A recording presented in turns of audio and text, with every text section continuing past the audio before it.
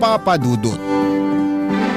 Magandang araw po sa inyo at sa lahat ng sumusubaybay sa Barangay LS. Ang inyong programa ay ang kasama ko sa pang-araw-araw.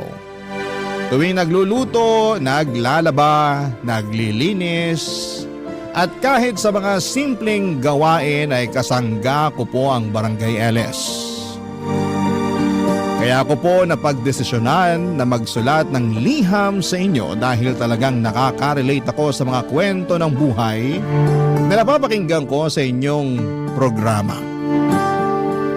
Ako nga pala si Olivia. Pagdating naman po sa sarili ko ay hindi po sa pagmamayabang. Pero madalas pong sinasabi ng iba na hindi daw halata sa aking itsura na mahirap ako. Ayon sa kanila, matangkad ako, maganda at maamo ang aking mukha. Pero ang hindi nila alam ay pinanganak at lumaki po ako sa isang maliit at magulo na barangay sa Tondo. Naranasan ko po ang buhay na kadalasan ay pagpag lang ang kinakain namin upang makatuwid sa pang-araw-araw. Pagpag po na siya ring hanap buhay ng aking mga magulang.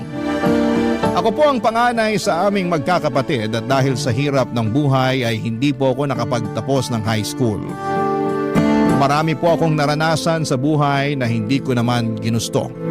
At hanggang ngayon ay naiisip ko pa rin minsan na unfair nga ang buhay.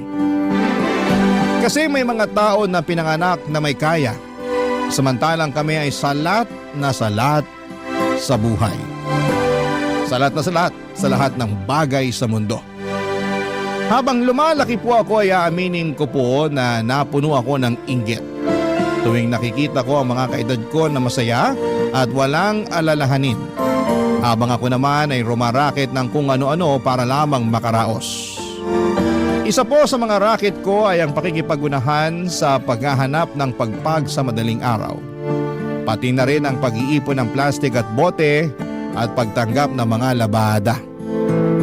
Lahat po ng ito ay para lamang makaramdam ng kahit kaunting ginhawa sa buhay. Kaya po sobrang naaawa ko sa mga kapatid ko na parang nagiging tulad ko na rin. Nangangalakal para lamang makatawid. Minsan po ay naiisip ko kung ano ba ang kasalanan namin upang maranasan ang ganitong klase ng buhay. Pero kahit na ganoon ay hindi po ako tumigil sa pagharap sa mga hamon ng buhay. Hindi po sumagi sa isipan ko na maghanap ng regular na trabaho dahil wala po akong sapat na edukasyon.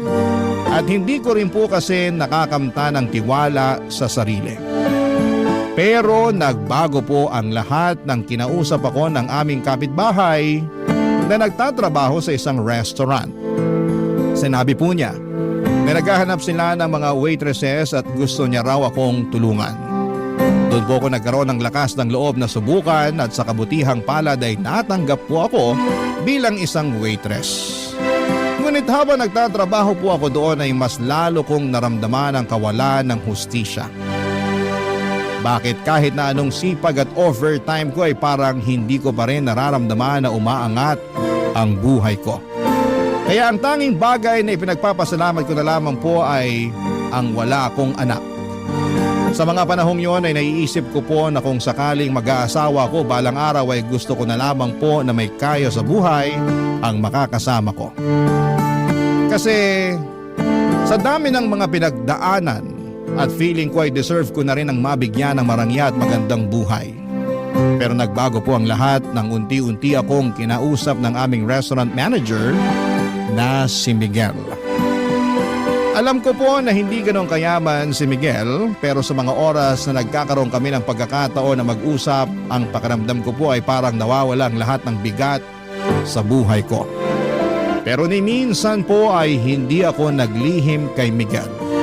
Sinabi ko sa kanya ang kagustuhan ko na makabingwit ng mas mayamang lalaki para makaangat sa buhay. Pero hindi ito naging sapat para tigilan niya ako sa kanyang pagpapakyut. Nang sinabi po sa akin ni Miguel na gusto niya akong ligawan, sobrang saya ko po. Pero nalilito din po ako. Kasi aaminin ko po na mahal ko siya pero pinipigilan ako ng kagustuhan ko na umangat sa buhay, Papa Dudut.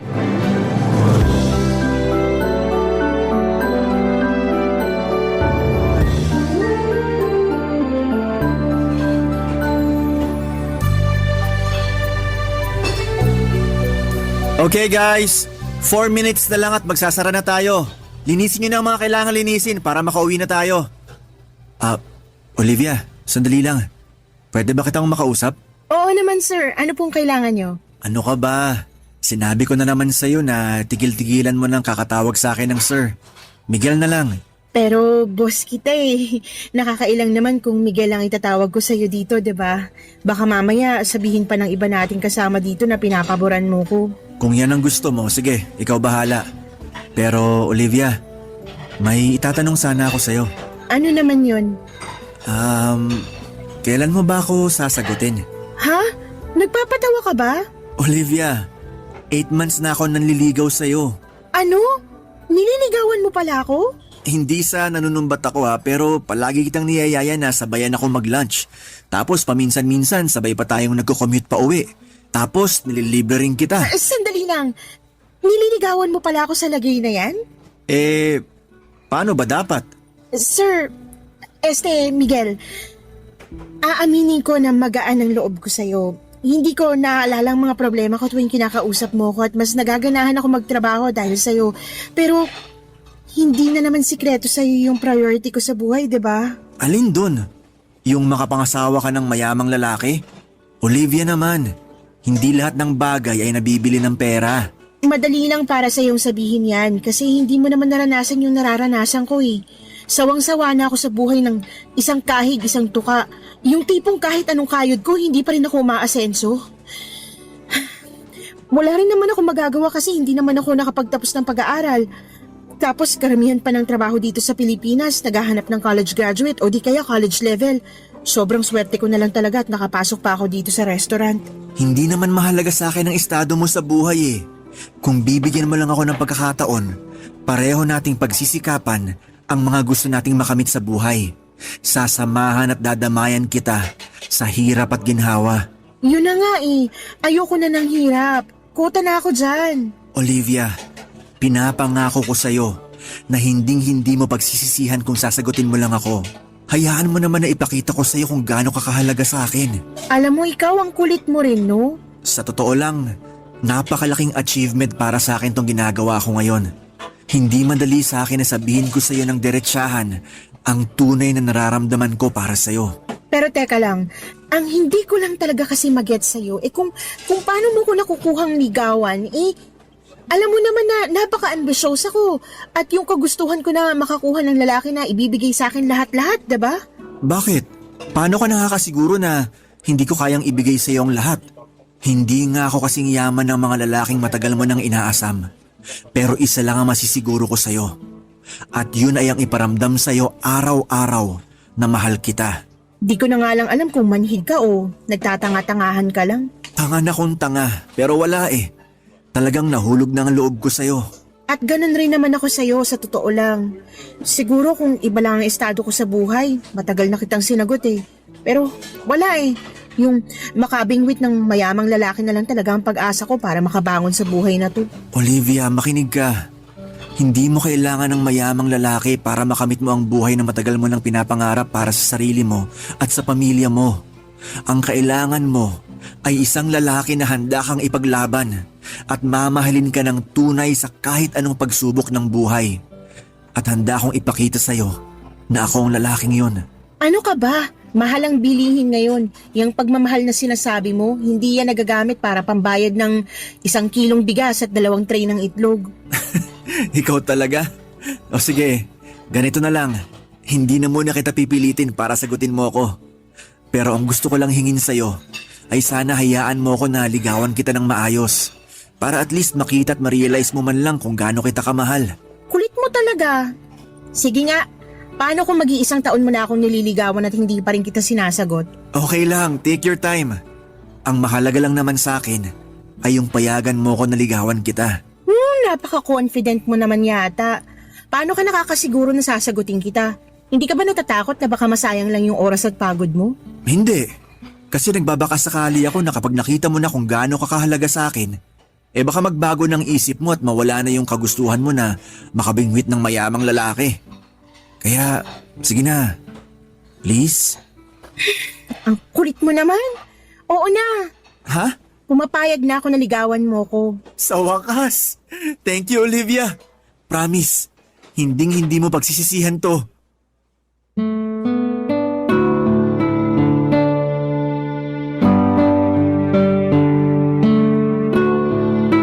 Sobrang kulit ni Miguel noong araw na yon, Papa Dudut. Ewan ko ba sa kanya, harap-harapan ko na ngang sinabi sa kanya na gusto kong mag-asawa ng mayamang lalaki pero hindi pa rin niya ako tinantanan. Siguro'y nagbabaka sakali siya na habang nililigawan niya ako ay magbabago ang isip ko.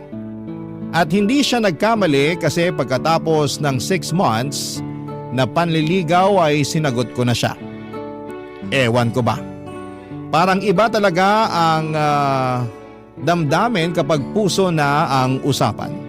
Kasi palaging kinokontra ng puso ang mga plano ng utak mo. Pero kahit na ganoon, Papa Dudut, ay hindi ko pinagsisihan ang desisyon ko na sagutin si Miguel. Kasi tinupad niya lahat ng pangako niya sa akin. Naramdaman ko talaga na mahal niya ako. Oo, hindi nga ganon kayaman si Miguel. Pero kahit na hindi siya mayaman ay hindi niya ako pinabayaan. Binibigyan niya ako ng pera kapag kailangan ko at kahit kami na, pakiramdam ko ay parang nililigawan niya pa rin ako. Ang sabi ko nga sa sarili ko noon na sobrang swerte ng kahit sinong babae na magkakaroon ng boyfriend na katulad ni Miguel. At sa mga panahong yon ay nasa akin ang swerte. Pagkatapos kong sagutin si Miguel ay nag-live-in kami. Si Miguel ay umuupa siya ng maliit na studio type apartment at aaminin ko, kahit maliit lang yon, malaking upgrade na yon kumpara sa bahay namin sa Tondo na butas-butas at baka matitibag na sa susunod na bagyo. Pero kahit na ganoon, naging masaya kami ni Miguel. Nagtulungan kami sa trabaho, siya bilang manager at ako bilang waitress. Akala ko ay yun na yung kapalaran ko habang buhay, pero nagbago ang lahat noong tinawagan ako ng pinsan ko na taga La Union. Bihira lang kasi siyang pumunta ng Maynila at noong dumating siya dito, ako agad ang naisip niyang tawagan.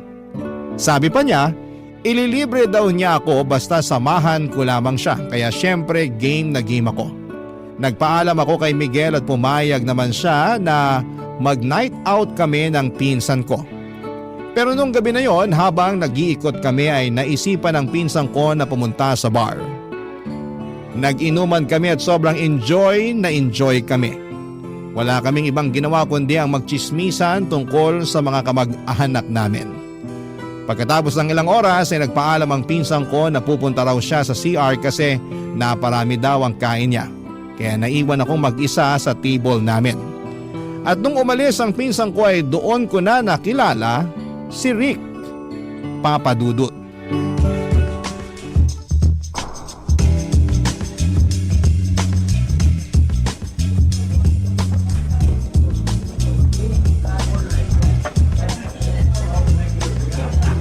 Hello, miss.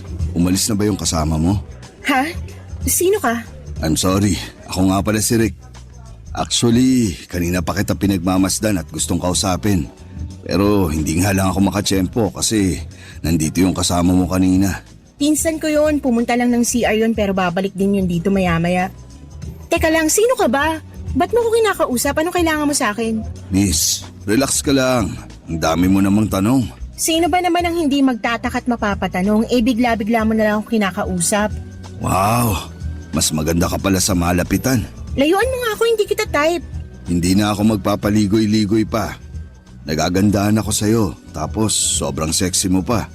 Tipo ko yung mga babaeng katulad mo. I'm sorry, pero may... Teka lang, ba't ba ako nag-i-explain sa'yo? Pag sinabi kong layuan mo ko. Ganun lang kasimple yun. Matuto kang tumanggap ng rejection. Ang pangit-pangit mo pero ang lakas ng loob mo ha. Diyan ka na nga. 20,000 pesos. Ha? 20,000 pesos para makasama kita ng isang buong gabi. Ano akala mo sa akin, pok-pok? Aanhin ko naman yung 20,000 mo. Sa itsura mo pa lang mukhang may nakakahawa ka ng sakit. Wala akong balak na mag-staycation sa ospital kaya maiwan na kita dyan, okay? Wala akong nakakahawang sakit. Miss, paano kung sabihin ko sa'yo na gusto kitang maging sugar baby? Sugar ano? I see. Hindi mo alam ang ibig sabihin ng sugar baby. Ipapaliwanag ko sa'yo ng maayos. Bibigyan kita ng pera from time to time. Kumbaga parang allowance. As long as gagawin mo yung mga ipapagawa ko sa'yo. Hindi lang 20,000 ang kaya kong ibigay sa'yo. Basta gawin mo lang lahat ng gusto ko. Teka lang. Kung sakasakali, ano naman yung ipapagawa mo sa akin? Anong kapalit? Sasamahan mo ako sa mga lakad ko at yun lang yun. No more, no less. Magpapasama ka sa mga lakad mo? Baka yung hinahanap mo o di kaya caregiver. Hindi ganun yun. Pag sinabi kong lakad, I mean magda-date at magbabakasyon tayo paminsan-minsan. Kaya kitang dalhin kahit saan mo gusto. Cebu, Boracay, Siargao, Batanes, Palawan.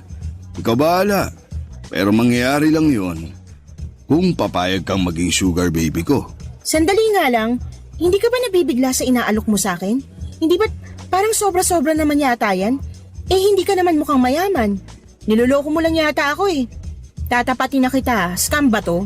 Hindi na ako nagtatrabaho. Tumatanggap na lang ako ng pera galing sa mga negosyo at pensyon ko. At kadalasan, nababagot ako sa bahay. Sa totoo lang, matagal ko na talagang balak maghanap ng sugar baby. And for the first time, nakahanap ako ng babaeng type ko. At ikaw yun. Eh kung ganon, sige na, pumapayag na ako. At sorry din sa mga nasabi ko kanina. Mabuti naman kung ganun. Pero may isa akong kondisyon. Ayoko na may boyfriend. So sabihin mo na sa akin ang totoo habang maaga pa. May boyfriend ka na ba?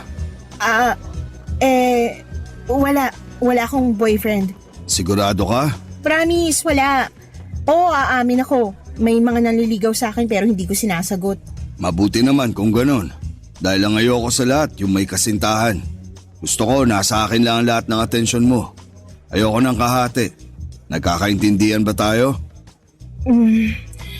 Oo, naiintindihan ko. Pero matanong din kita, may asawa ka na ba? Wala. Matagal nang patay ang asawa ko. Hindi mo pa pala sinasabi sa akin pangalan mo. Ako si Olivia. Kasing ganda ng mukha mo yung pangalan mo. Bagay na bagay sa'yo. Thank you. Nga pala. Ayan. Nakasulat sa papel na yan ang number ko. I-save mo yan. Sige, ako nang bahala. Pero may ipapakiusap sana ako sa'yo. Ano? Okay lang ba kung umalis ka na muna rito? Baka maabutan pa tayo ng pinsan ko eh. Sige, pagbibigyan kita sa ngayon. Pero next time, ako na ang masusunod, ha? Oo na. Antayin mo na lang yung text ko mamaya. Parang awa mo na, umalis ka na muna. Doon ka na. Pagkatapos naming mag-inuman, ang pinsan ko ay hinatid ko na siya sa maliit na kwarto na inuupahan niya ng ilang araw. Medyo lasing na siya ng mga oras na yon at ayokong may masamang mangyari sa kanya. Pinili ko rin na ilihim sa pinsan ko yung pag-uusap namin ni Rick kasi ayokong machismis sa mga kamag-anak namin lalo na at hindi ko nais na malaman nila na nakikipag-ugnayan ako sa lalaking hindi hamak na mas matanda sa akin. May tiwala naman ako sa pinsan ko pero mas mabuti na yung siguradong walang isyo o problema. Pagkatapos kong hinatid ang pinsan ko ay tinext ko kaagad si Rick at tinawagan siya. Sinundo niya ako at pumunta kami sa isang mamahaling hotel kung saan kami nagtalik. Pagkatapos noon ay binigyan niya ako ng malaking halaga ng pera. Alam ko, sinabi ko noon na matagal ko ng pangarap na magkaroon ng mayamang lalaki na magbibigay sa akin ng mga bagay na gusto ko. Pero hindi ko rin akalain na ganito pala ang pakiramdam. Mahirap pala yung pakiramdam ng pinipilit mong makisama sa isang tao kung wala ka naman talagang nararamdaman para sa kanya. Nasilaw ako sa pera.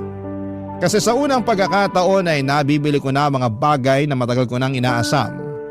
At nakakapagpadala na rin ako ng malaking pera sa mga kapatid at magulang ko at unti-unti ko na rin napapaayos yung bahay namin sa Tondo. Pero sobra akong nakonsensya dahil pinili kong itago ang lahat ng ito kay Miguel. Mahal ko po si Miguel. Pero kay Rick ko nahanap yung marangyang buhay at pera na matagal ko nang pinapangarap. Kung pwede lang sana na iisang tao na lamang si Miguel at si Rick na mga panahon na yon, baka hindi na ako nahirapan pa, Papa Dudut. Barangay Love Stories. Barangay Love Stories. Habang tumatagal ay mas lalong naging agresibo si Rick sa akin. Parang gusto niya lahat ng mga pinapagawa niya sa akin ay natutupad kaagad. At kapag hindi ko nagagawa yung mga gusto niya ay nagagalit siya. At paminsan-minsan ay umaabot na siya sa punto ng pananakit. Nasampal na niya ako ng 3 beses pero tinitiis ko yon at hindi ko na inisip ang pisikal na sakit dahil sa malaking halaga na natatanggap ko sa kanya. Wala pong kaalam-alam si Miguel na patuloy ko pa ring pinagsasabay ang pagiging jowa niya at pagiging sugar baby ko kay Rick. Ang hirap na hatiin ang sarili ko sa 2 tao. Si Miguel mabait pa rin siya sa akin as usual at habang tumatagal ay mas lalo akong nahuhulog sa kanya. Wala akong problema sa kanya at talagang ramdam ko ang pagmamahal niya sa akin. Pero itong si Rick, siya yung sobrang nakakainis na at nakakasakal. Para bang hindi ko na siya kayang respetuhin dahil sa ugali niyang hindi na maipaliwanag. Mayaman nga siya pero mabilis magalit. Sa totoo lang, yung gwapo lang sa kanya ay yung wallet niya lang. Yung mukha at ugali niya parehong pangit. Pero sa kabila ng lahat ng yon ay pinagtiisan ko siya dahil nagagawa ko ang mga bagay na gusto kong gawin ng dahil sa perang ibinibigay niya.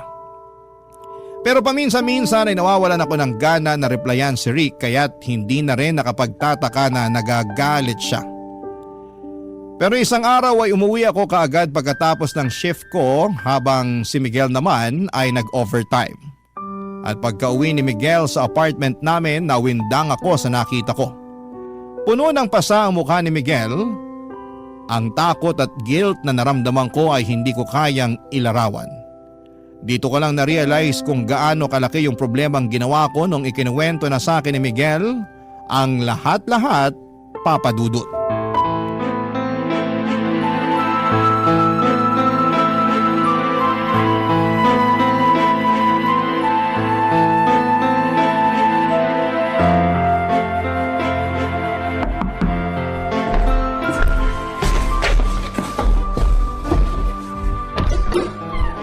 Babe! Diyos ko! Na paano yung mukha mo? Sino may gawa nito sa'yo, ha? Olivia, sabihin mo nga sa akin ang totoo. May iba ka pa bang kinakasama? Wala! Ano ka ba? Bakit mo naman naitanong yan? Inabangan ako ng lalaking nakakotse at pinabugbog niya ako sa tauhan niya.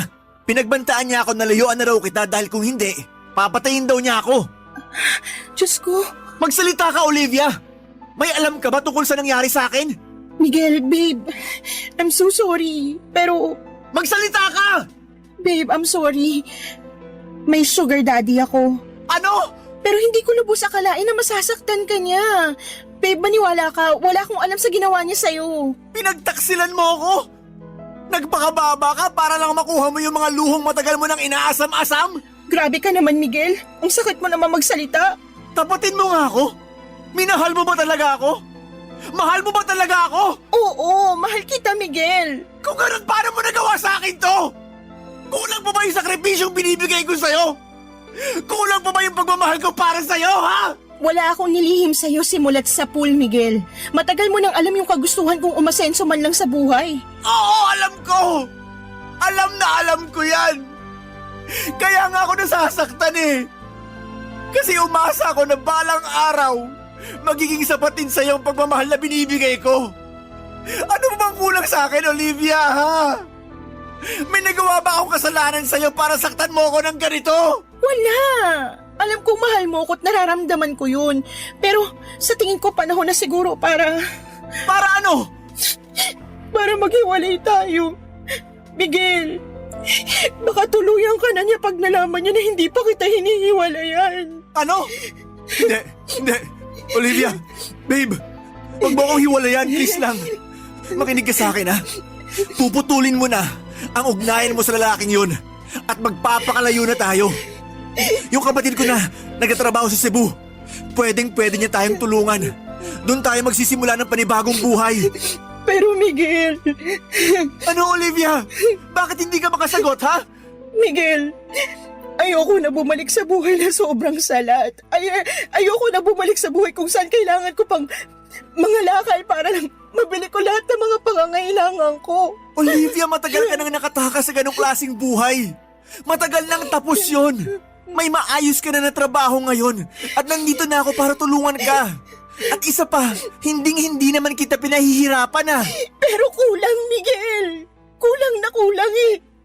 Sa tingin mo ba, sapat na yung sinasahod mo bilang manager ng restaurant at yung sinasahod ko bilang waitress? Miguel, kahit pagsama-samahin pa natin yung sinasahod natin, hindi nun matutumbasan ang pera na binibigay sa akin ni Rick. Nagmamakaawa ko sa'yo. Hiwalayan mo na ang lalaking yun. Kung nagawa niya akong ipabugbog, hindi malayong gawin niya rin to sa'yo. Olivia, aanhin mo naman yung pera niya. Kung araw-araw naman nanganganib yung buhay mo sa mga kamay ng hayop na yun. Sa totoo lang, mas pipiliin ko na lang na mamatay ako sa mga kamay niya kaysa mamatay ako sa gutom. Olivia naman, kayang-kaya kitang buhayin. At ilang beses ko na yan napatunayan sa'yo, di ba? Oo nga, tama ka.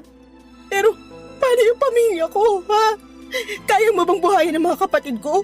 Sa akin sila umaasa, Miguel. Bala ko na i-enroll sila sa susunod na pasukan dahil gusto ko na makapagtapos sila sa pag-aaral. Ayoko na matulad sila sa akin na hindi man lang nakapagtapos ng high school at mangyayari lang yun kung patuloy kong pakikisamahan si Rick. Eh, di tutulungan kita. Magtutulungan tayo, Olivia. Pero pakiusap lang. Hiwalayan mo na ang demonyong yon. Paano mo ko matutulungan, Miguel? Yung sahod mo nga binabudget mo pa kasi natatakot ka na baka maubos agad. Aasenso rin tayo.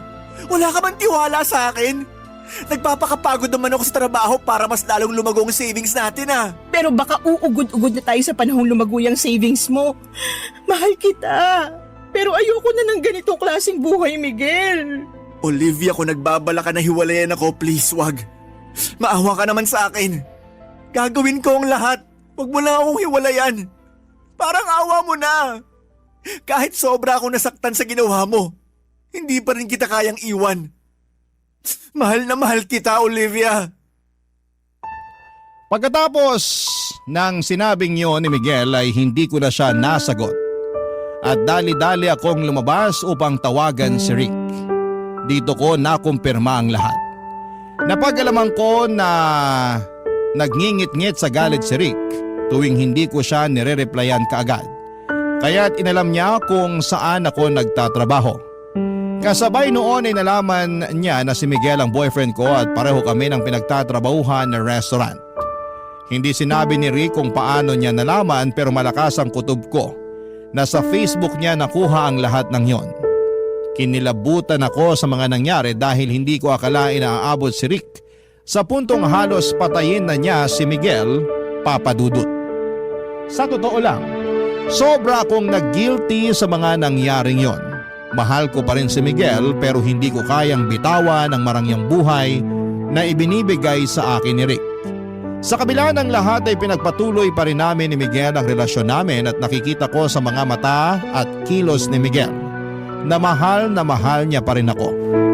Pero ramdam ko rin kung gaano siya kalungkot at nadismaya sa desisyon kong ipagpatuloy ang ugnayan ko kay Rick. Bumili siya ng mga gamit na pang self-defense para sa aming dalawa tulad ng pepper spray at taser. Kitang-kita ko kung gaano siya ka-traumatize at sa mga panahong yon ay hindi ko matanggap na siya pa ang nagkakaroon ng ganitong takot at pangamba dahil lamang sa mga naging desisyon ko. At sa takot ko na baka balikan ni Rick si Miguel ay nagsinungaling ako at sinabi ko kay Rick na hindi na ako makikipagkita kay Miguel at mukhang naniwala naman siya. Para makabawi ako kay Miguel ay binilhan ko siya ng mga paborito niyang gamit, mga bagay na sa tingin ko'y magpapasaya sa kanya kahit papaano. Pero hindi niya tinanggap ang mga ito, siguro dahil alam niya na pera ni Rick ang pinambili ko dito. Patuloy pa rin siya sa pagkumbinsi sa akin na sumama sa kanya sa Cebu para makapag-umpisa kaming muli at makalimutan naming pareho ang lahat ng mga nangyari. Pero nag-alinlangan ako na pumunta ng Cebu kasi kahit mahal ko si Miguel, ay naibibigay naman ni Rick sa akin lahat ng gusto ko dito sa Maynila. At hindi ko alam noon ay may isa pang mangyayaring mas mahirap at mas masakit pa kesa sa lahat ng ito. Ang mga desisyon ko ay magdudulot pa ng mas malalim na sugat sa aking puso at buhay. At hindi ko pa noon alam kung paano ko haharapin ang mga pagsubok na darating sa akin, Papa Dudut.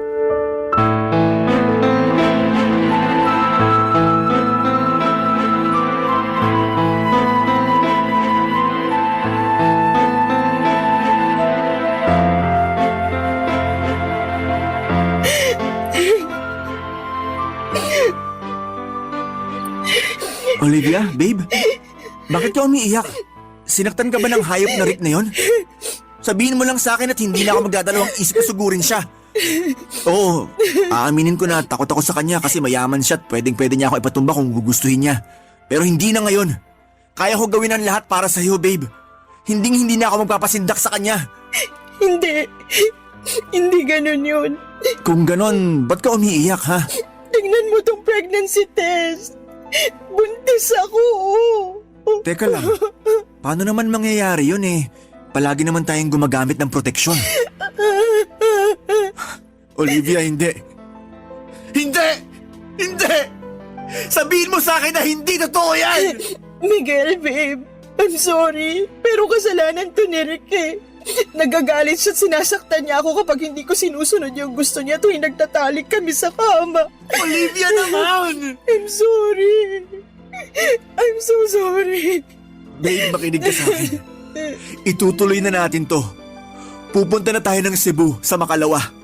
Doon na tayo magsisimula ng bagong buhay kasama ang batang yan. Ako ang tatayong ama niya, naintindihan mo? Hindi ako makakapahayag na lumaki ang batang yan sa piling ng tatay niyang hayop. Pinausap ko na ang kapatid ko at handa siyang tumulong para makapagsimula tayo ulit.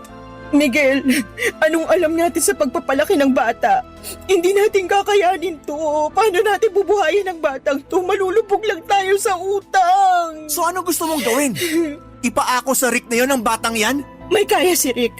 Kayang-kaya niyang buhayin ang batang to. At isa pa, kahargo at responsibilidad niya rin ang batang to.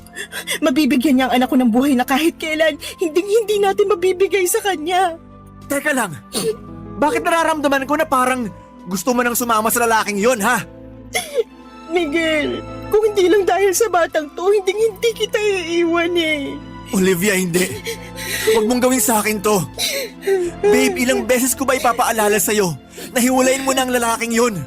Hindi mo ba nakikita na unti-unti niya nang sinisira ang buhay mo? Hindi ka nga namumulubi pero hawak ka naman sa leeg ng lalaking yun. Napapaigot ka na niya sa mga palad niya. Gagawin ko lahat para sa anak ko, Miguel. Ayokong lumaki ang anak ko sa hirap. Pero babe, sasaktan ka lang ng lalaking yun. Matagal ko nang tinitiis ang pakikipagkita mo sa lalaking yun dahil mahal na mahal kita. Pero hindi naman pwede na habang buhay tayo ganito. Na habang buhay ka magpapakaalila sa hayop na yun. Magkaroon ka man lang sana ng konting respeto para sa sarili mo, Olivia. Alam ko kung anong ginagawa ko, hindi ako tanga. Alam ko kung anong nakukuha ko kay Rick, okay? Ano? Pera! Magandang buhay para sa pamilya ko at respeto ng mga tao na dati akong tinatapak-tapakan dahil walang-wala kami. Respeto? Oo, Miguel. Respeto. Respeto sa'yo? O sa pera mo? Alam mo, Miguel, kung ikaw gusto mo maging mahirap habang buhay, gawin mo. Magiging masaya pa ako para sa'yo at hindi kita pipigilan. Pero eto lang ang ipapaalala ko sa'yo, ha. Wala kang karapatang husgahan ako kung gusto kong yumaman. Oo, Olivia. Hindi nga ako kasing yaman ni Rick. Pero kahit kailan, hindi ko ibebenta ang pagkatao ko. Ang kapal ng mukha mo. Alam mo kung anong problema mo? Hindi mo na alam ang ibig sabihin ng totoong pagmamahal. Dahil puro pera na lang ang nasa utak mo. Tapatin mo nga ako, Olivia. Totoong masaya ka ba talaga, ha? Oo, masaya ako. Mayaman na ako. Nabibili ko na lahat ng gusto ko. Pero hindi nabibili ang tunay na pagmamahal. Ang pagmamahal na patuloy mong binabaliwala dahil lang sa ambisyon mo na magkaroon ng limpak-limpak na pera. Sino bang may sabi sa'yo na gusto ko ng pagmamahal? Buwisit na buhay to. Alam ng Diyos na ginawa ko ang lahat para sa'yo, Olivia. Kailan pa ba ako magiging sapat sa'yo, ha? Ano ba talagang gusto mo mangyari? Hindi ko na alam. Ewan ko. Naguguluhan na ako. Pwes ako alam ko. Dahil mahal na mahal kita. Olivia, babe. Sumama ka na sa akin papuntang Cebu. Please lang. Nagmamakaawa ako sa'yo. Gawin mo to para sa akin. Para sa sarili mo. At para sa magiging anak natin. Handa akong ituring ang batang yan na parang anak ko na rin. Basta sumama ka na lang sa akin, please. Miguel, kung hindi ako lalayo, patuloy lang kitang mamahalin. At alam ko na masasaktan lang ako, masasaktan lang tayo. Kasi wala sa'yo yung buhay na gusto kong makamit eh. Olivia. Wala nang patutunguhan to. Tigilan na natin to, Miguel. Aalis na kami ng anak ko bukas ng umaga. Buo ng desisyon ko at wala ka nang magagawa doon.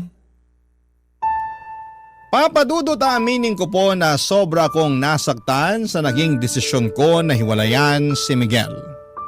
At kahit na mahal ko siya sa palagay ko, ang dahilan kung bakit natiis ko at nagawa ko pa rin siyang iwanan ay dahil sa trauma. Yung trauma na mula sa pagkabata, sobrang kapos ako at hirap na hirap sa buhay. Yung trauma na kapag wala kang pera ay lalait-laiting ka at tatapak-tapakan ka ng mga tao ng paulit-ulit. Yung trauma na palagi mong ipinagdarasal na sana ay hindi tumirik ang mga mata mo sa gutom. Na sana kahit papaano ay may makain ka. Yung trauma na hindi ka na nandidiri sa pagpag dahil eto na ang nakasanayan mong kainin.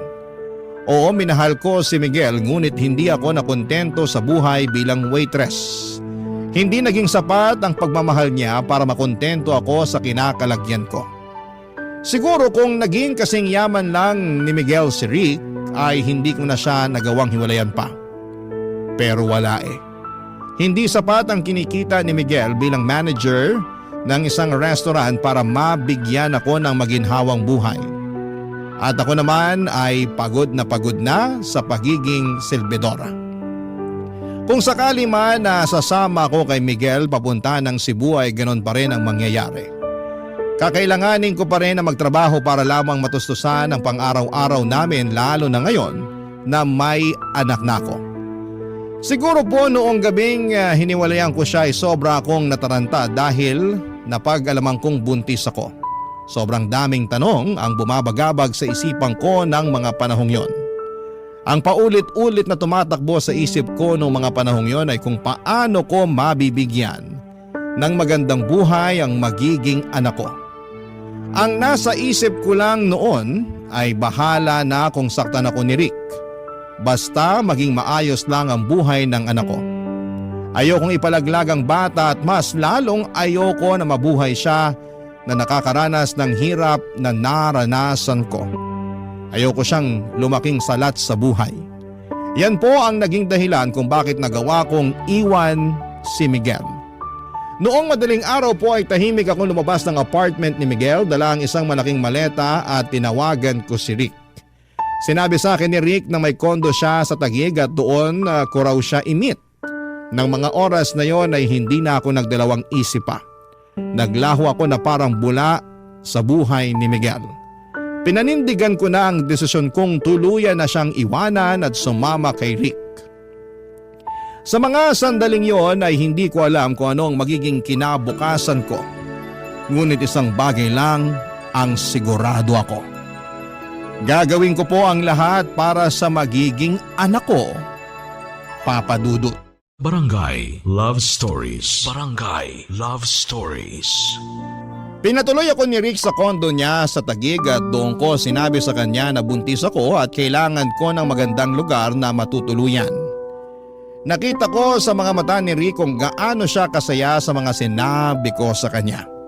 Hindi ko maiwasang mapansin na parang isang malaking bigat ang nawala sa kanya. Buong akala ko ay magagalit siya na buntis ako pero hindi at mas lalo pa siyang natuwa. Nang mga panahong yon ay hindi ako nagsisi sa desisyon kong iwanan si Miguel. Siguro ay marami sa mga kabarangay natin ang magagalit sa ginawa ko at marami sa kanila ang baka magsabi na boba, gaga o mukhang pera ako at malamang ay hindi nila ako maintindihan. Pero aminin na po natin na sobrang hirap na ng buhay ngayon. Yung 1,000 pesos ay bihira ng umabot ng 3 araw. Kung ang mga college graduate nga ay nahihirapan na maghanap ng trabaho o nagtitiis sa trabaho na hindi kalakihan ng sahod, paano na lamang ang katulad ko na hindi man lang nakapagtapos ng high school? Uulitin ko, sobrang hirap ng buhay ngayon.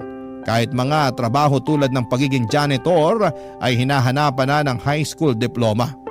Kaya noong mga panahong yon ay ginawa ko na lang ang tingin kong praktikal at makakabuti para sa anak ko. Gusto ko lang na mabigyan siya na maginhawang buhay at hindi ko ginusto na mabuo ang anak ko, pero andito na to. At kahit kailan ay hindi sumagi sa isipan ko ang ipalaglag siya. Ang tanging magagawa ko na lamang ay ang magsakripisyo para sa kabutihan ng anak ko. At ang sakripisyong yon ay ang tuluyan ng iwanan si Miguel para kay Rick. Nang gabing yon, nang pumunta ako sa kondo ni Rick sa Taguig ay halos hindi na kami nakatulog dahil pinag-uusapan na namin ang mga susunod na hakbang sa buhay namin. Tinutok namin ang mga plano para sa hinaharap, lalo na ngayon, at dala-dala ko na ang anak namin ni Rick. Ibinahagi ni Rick ang kanyang mga plano para sa amin at sa anak ko at naramdaman ko na parang tunay talaga siya na nagmamalasakit sa pagbubuntis ko.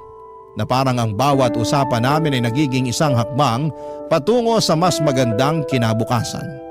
Nang mga panahong yon, araw-araw kong ipinagdarasal na sana'y ituring na ako ni Rick hindi lang bilang isang sugar baby, kundi bilang isang tunay na asawa dahil na rin sa magiging anak namin. Kasi kahit papaano ay gusto ko naman na magkaroon ng happy family ang bata. Oo, aaminin ko na di hamak na mas gwapo si Miguel kay Rick, pero ewan ko ba, Papa Dudut. Habang tumatagal ay nawala na ako ng pakialam sa itsura ni Rick. Ang nagagawa nga naman ng pera, may kakaibang epekto ito sa tao. Sa puntong hindi mo na alam kung ano ang totoo at kung ano ang tama.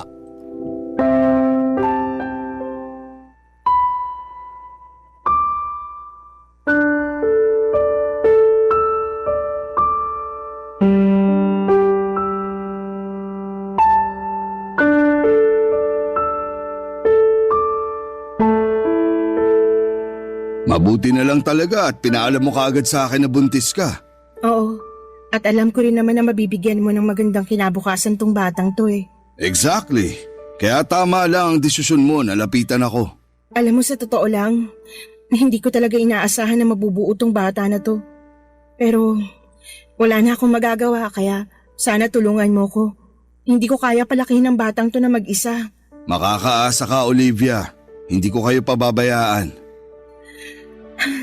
Salamat naman. Huwag ka na masyadong mag-alala. Makakasama sa'yo yan. Pero sandali lang, Rick. Paano nang magiging setup natin ngayon? Siyempre iba na ngayon kasi magkakaroon na tayo ng baby, di ba?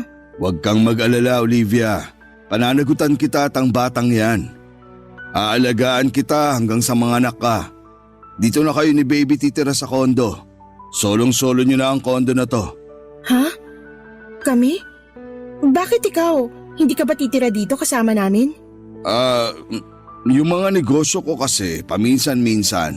Alam mo naman, kailangan asikasuhin. Kaya huwag ka na magtaka kung may mga panahon na madaling araw na ako makakauwi dito. O di kaya may mga araw na hindi na ako matutulog dito. Ganun ba? Sayang naman. Gusto ko sanang nandito ka palagi para maasikaso natin pareho si baby eh. Huwag ka nang mag-alala. Alam mo naman siguro na sa negosyo ko nang gagaling ang limpak-limpak na pera na binibigay ko sa'yo, di ba? Paano na tayo kung babaliwalain ko ang mga negosyo ko? Yung pension mo, hindi pa ba sapat yun? Ano ka ba? Baril lang yung pension ko kumpara sa mga kinikita ko sa mga negosyo ko. Sige, ikaw nang bahala. Basta yung sustento ko ha. Ako na bahala doon. Sa katunayan yan, mas lalakihan ko pa ang binibigay kong pera sa'yo dahil buntis ka. Hindi ka pwedeng ma-stress. At gusto ko na nabibili mo lahat ng mga gusto mo para sa magiging baby natin. At syempre, para na rin sa sarili mo. The best ka talaga. Pero sandali lang. Sigurado ka ba na hindi na kayo nagkikita ng Miguel na yon? Ha? Bakit mo naman naitanong yan? Naninigurado lang. Kasi sa susunod na makita ko pa yung lalaki na yan na aaligid-aligid sa'yo, hindi na ako magdadalawang isip na tuluyan yun. Sinasabi ko sa'yo. Ano ka ba naman, Rick? Matagal na kaming tapos ni Miguel. Simula nung ipabugbog mo siya, hindi ko na siya nilapitan at agad-agad na ako nakipaghiwalay sa kanya. Siguraduhin mo lang, Olivia. Kasi kapag nalaman ko na nagsisinungaling ka, tatamaan ka sa akin. Ito naman sobrang seloso. Promise, kahit tingnan mo pa tong cellphone ko, wala kang makikita na kahit ano tungkol kay Miguel kasi matagal na kaming wala. Mabuti naman kung ganun. Ay, wag na nga natin pag-usapan yun. Nandito na ako, 'di ba? Sayong-sayo na ako. Tulad ng matagal mo nang gusto. Teka lang, saan ka nga pala tumutuloy nung naghiwalay kayo ng Miguel na yon? Pinapangako ko sa'yo, Olivia. Tatamaan kayo pareho ng lalaking yun sa akin kapag nalaman ko na niloloko mo lang ako. Ano ka ba? Oo sige, aaminin ko. Kay Miguel ako tumitira nung kami pa. Pero nung naghiwalay na kami, doon na ako sa pinsan ko sa Novaliches nakikitira. Siguraduhin mo lang na totoo yung mga sinasabi mo. Dahil ang ayoko sa lahat, yung pinaglalaruan ako. Payakap nga. Eto naman sobrang seloso. Pinapangako at sinisiguro ko sa'yo na hindi na kita bibigyan ng rason para magselos pa. Sige na, okay na. Naniniwala na ako sa'yo. Nga pala. Oh, etong allowance mo. 40,000? Para saan to? Kung dati, once or twice a week lang kita binibigyan ng pera, pues, ngayon masanay ka na araw-araw na kitang bibigyan ng pera. Iba na ang sitwasyon ngayon. May anak na tayo at gaya nga ng sinabi ko, ayokong nasistress ka. Ibang klase ka talaga. Amazing. Walang makakatalo. Ano kayang gagawin ko dito? Ay, alam ko na. Mamimili ako ng mga gamit ng bata. Crib, baby bottles, lampin, lahat-lahat na. Sumama ka na kaya sa akin? Nako, ikaw na lang. May kailangan pa akong asikasuhin bukas. Ay, ano ba yan? Bukas ka agad? Ipagpaliban mo na muna yan. Sige na naman Sumahan mo naman ako. Ang kulit mo naman! Sinabi ng busy ako eh. Sige na, huwag ka na makulit. Sige na nga, hindi na kita pipilitin.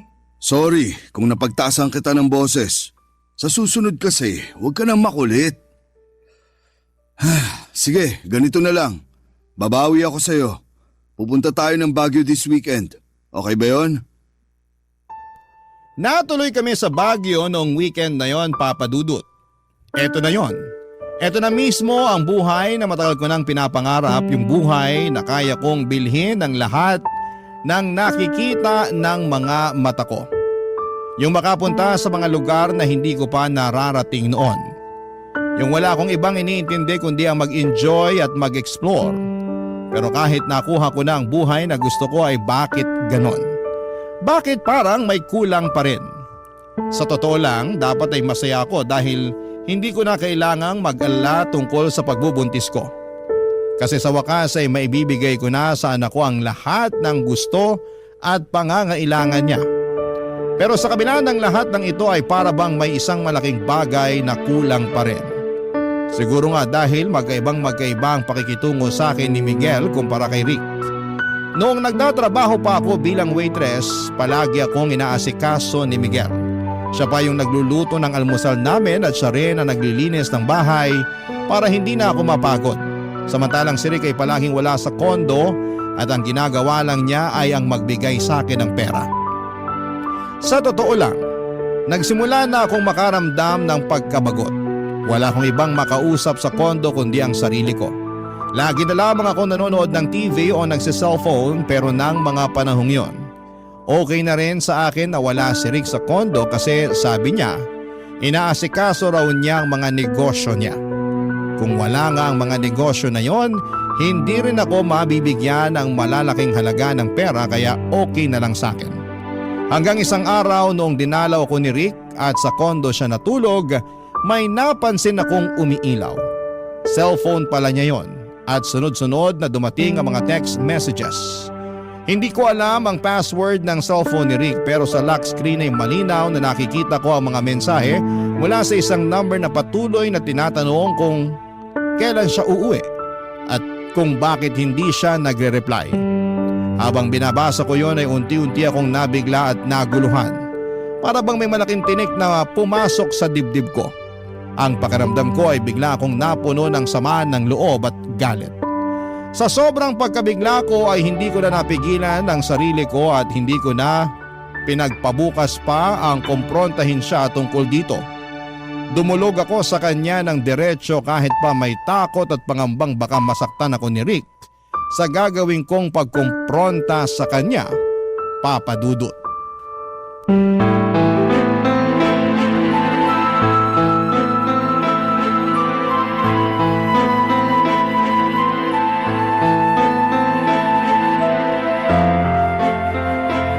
Rick!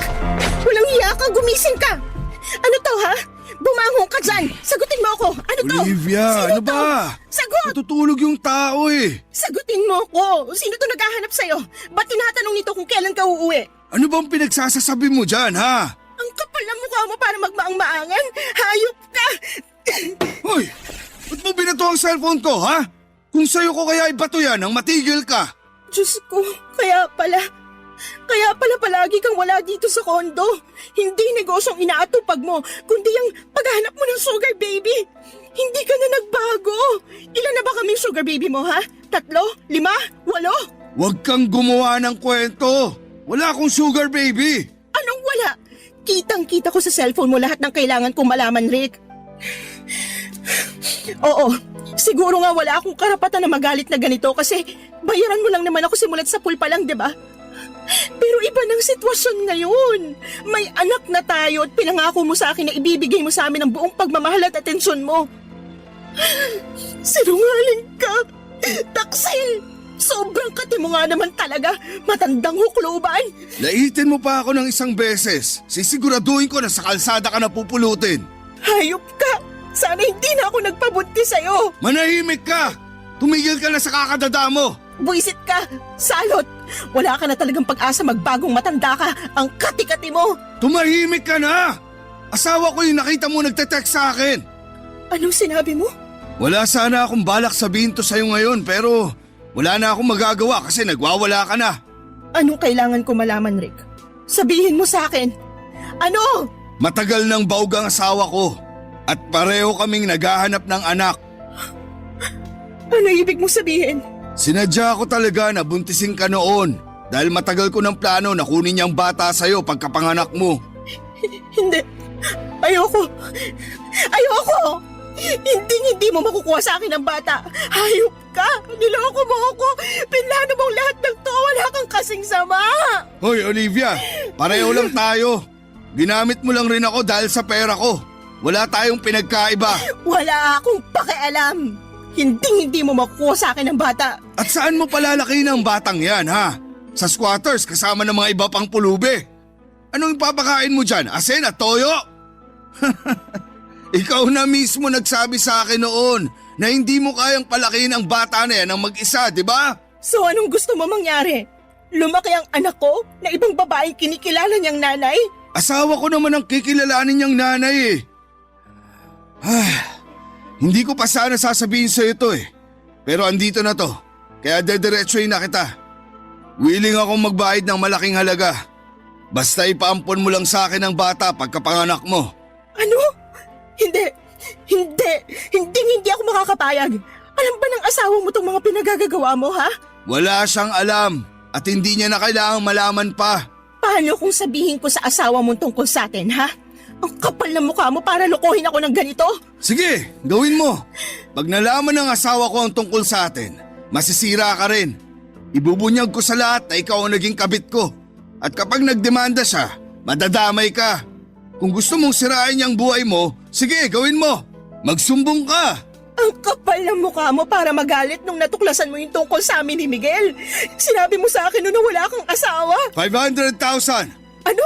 Ipaubaya mo na yung anak mo sa amin ng asawa ko pagkapanganak mo. At bibigyan kita ng kalahating milyon. Hindi. Ang kapal ng mukha mo. Ayoko. Manigas kang hayop ka. Kaya ko pang dagdagan yan kung gusto mo. Ako ang tunay na ama ng batang yan. At handa ako magbayad ng malaking halaga para mapasamin siya. Alam mo, awang-awa ako. Hindi sa'yo kundi sa asawa mo. Hindi niya alam na may asawa siyang manloloko at maduming maglaro. Kasing dumi ng pagmumukha mo.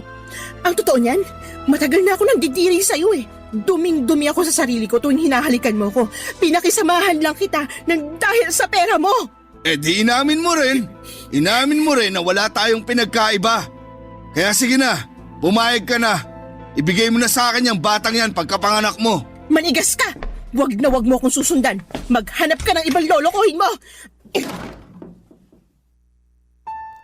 Nagmukha lang akong matapang ng gabing yon, Papa Dudut, pero ang totoo niyan ay sobra akong natakot kaya dali-dali akong umalis. Malakas din ang loob ko noon kasi alam kong hindi makakapag-iskandalo si Rick. Maraming tao sa kondo na yon at kung gusto ko ay pwede ko siyang ipakaladkad sa mga guard sa ibaba kung may gagawin siyang masama sa akin, Papa Dudut. Pagkatapos noong araw na yon ay hindi na ako nagparamdam kay Rick. Tinapon ko yung SIM card ko at bumili ako ng bago. Gaya ng sinabi ko ay hindi ko inaasahan na magkakaroon ako ng anak kay Rick. Pero habang unti-unti ko nang nararamdaman, ang bata sa tiyan ko ay parang unti-unti na rin siyang napamahal sa akin. Kaya naman sobrang gulat at galit ko noong nalaman kong may asawa na pala si Rick at may balak pa siyang kunin sa akin ang bata pagkatapos kong manganak. Mabuti na lamang at natuklasan ko ang lihim ni Rick kasi kung hindi ay baka kung ano pa ang nangyari sa akin at sa anak ko. Hindi ko kakayanin na malayo sa anak ko. Bumalik ako sa bahay namin sa Tondo at mabuti na lamang talaga at hindi ko sinabi kay Rick yung tungkol sa bahay namin noon. Kasi kung hindi baka nasundan na niya ako noon. Nagulat sila mama, papa at mga kapatid ko noong sinabi ko sa kanila na buntis ako. Ikinuwento ko sa kanila lahat ng pinagdaanan ko at sobrang naaawa sila sa akin at tinanggap pa rin nila ako. Ngayon ay nagtatrabaho na ako bilang cashier sa isang maliit na grocery store na malapit lang sa bahay namin. Pinapaaral ko na rin ang mga kapatid ko at dalawa sa kanila ay nasa high school na at yung dalawa naman ay senior high na. Opo, aaminin ko na naging mahirap. Pero mabuti na lang at mabait yung boss ko dahil pinapahiram niya ako ng pera paminsan-minsan. Sinananay naman po ay tumigil na sa pagtitinda ng pagpagad sa awa ng Diyos. May maliit na sila na karinderya at pinagtutulungan na lang namin yung pambayad at tuition fee ng mga kapatid ko. Sa ngayon ay ako po ay isang single mom at may 5 taong gulang na baby boy. Sobrang cute niya at halatang hindi nagmana sa tatay. Tinutulungan din po ako ni na mama at papa sa pagpapalaki sa kanya. Kahit wala na sa akin ang buhay na puno ng luho o di hamak na mas masaya at mas may peace of mind naman ako sa ngayon. Napag-alaman ko din na sa isang news article na nasangkot si Rick sa isang networking scam at nakulong. Napaisip nga din po ako na baka yung perang binibigay niya sa akin noon ay hindi galing sa negosyo kung hindi ay galing sa networking scam. Pero wala na akong balak alamin dahil ayoko na maging parte ng buhay ni Rick. At wala rin po akong balak na ipakilala sa kanya ang anak ko. Tungkol naman po kay Miguel ay naisipan ko siyang i-stalk sa Facebook at napag-alaman ko na nasa Cebu na siya sa ngayon na tumitira at nagpakasal na siya sa girlfriend niya last year. Naiiyak ako ng sobra noong nalaman ko yon. Ang napagdesisyonan ko na lamang ay i-block siya sa Facebook kasi punong-puno ako ng panghihinayang at pagsisisi tuwing nakikita ko siya sa cellphone ko. Sa ngayon ay nagbabalak na ako mag-enroll at maging working student sa susunod na pasukan. Susubukan kong makapagtapos man lang ng high school dahil napagtanto kong mahalaga ang edukasyon upang magkaroon ng magandang buhay na hindi umaasa sa iba. Marami po akong pinagsisihan sa mga naging desisyon ko hanggang ngayon. Ngunit patuloy ko pong lalabanan ang mga pagsubok at magsusumikap para sa mas magandang kinabukasan namin, ng anak ko at ng pamilya ko. Nais ko po sanang magpasalamat sa pagbibigay ninyo ng opportunity na maibahagi ko sa inyo ang kwento ng Dear Papa Dudut.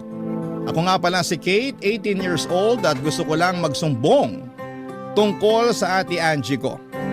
Mas matanda siya sa akin ng 17 years kaya siguro'y madalas hindi kami nagkakaintindihang dalawa. Parang walang araw na hindi kami nagtatalo. Parang walang away na hindi niya pinupuna ang bawat mali ko o maski na ang bawat galaw ko. Kung kayo ang nasa sitwasyon ko ay maintindihan niyo ako kung bakit lumayo ang loob ko sa kanya sa pagdaan ng panahon. Suplada, masungit, bungangera at strikto kasi si Ate Angie. Tinalo niya pa ang nanay namin pagdating sa pagbubunganga. Ni minsan ay hindi ko narinig na nagbunganga ang nanay ko. Pero si Ate Angie, nako, madalas yan papadudot. Naririndi na nga ang tenga ko sa kanya pero tuloy pa rin siya. Wala naman akong magawa kasi nga siya ang bumubuhay sa amin ng nanay ko.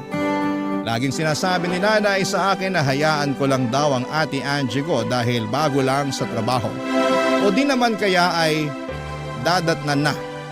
Lahat naman ng dahilan ay iniintindi ko, papadudot, pero madalas kasi ay hindi ko na matansya ang ugali niya. Mahal ko po si ate pero madalas ay parang pinag-iisipan ko na kung babawiin ko na lang yung pagmamahal kong yon para sa kanya. Kahit kasi talaga maliit na bagay, nagagawa niyang palakihin. Parang feeling ko madalas ay wala na akong nagawang tama sa paningin niya. Parang lahat na lang ay may mali. Nakakasama ng loob pero hindi ko naman magawang sabihin sa kanya ng diretsyo na hindi na ako komportable sa mga sinasabi at pinupunan niya sa akin, papadudot. Apektado na kasi ako madalas at hindi na nakakatulong sa aking mental health, papadudot.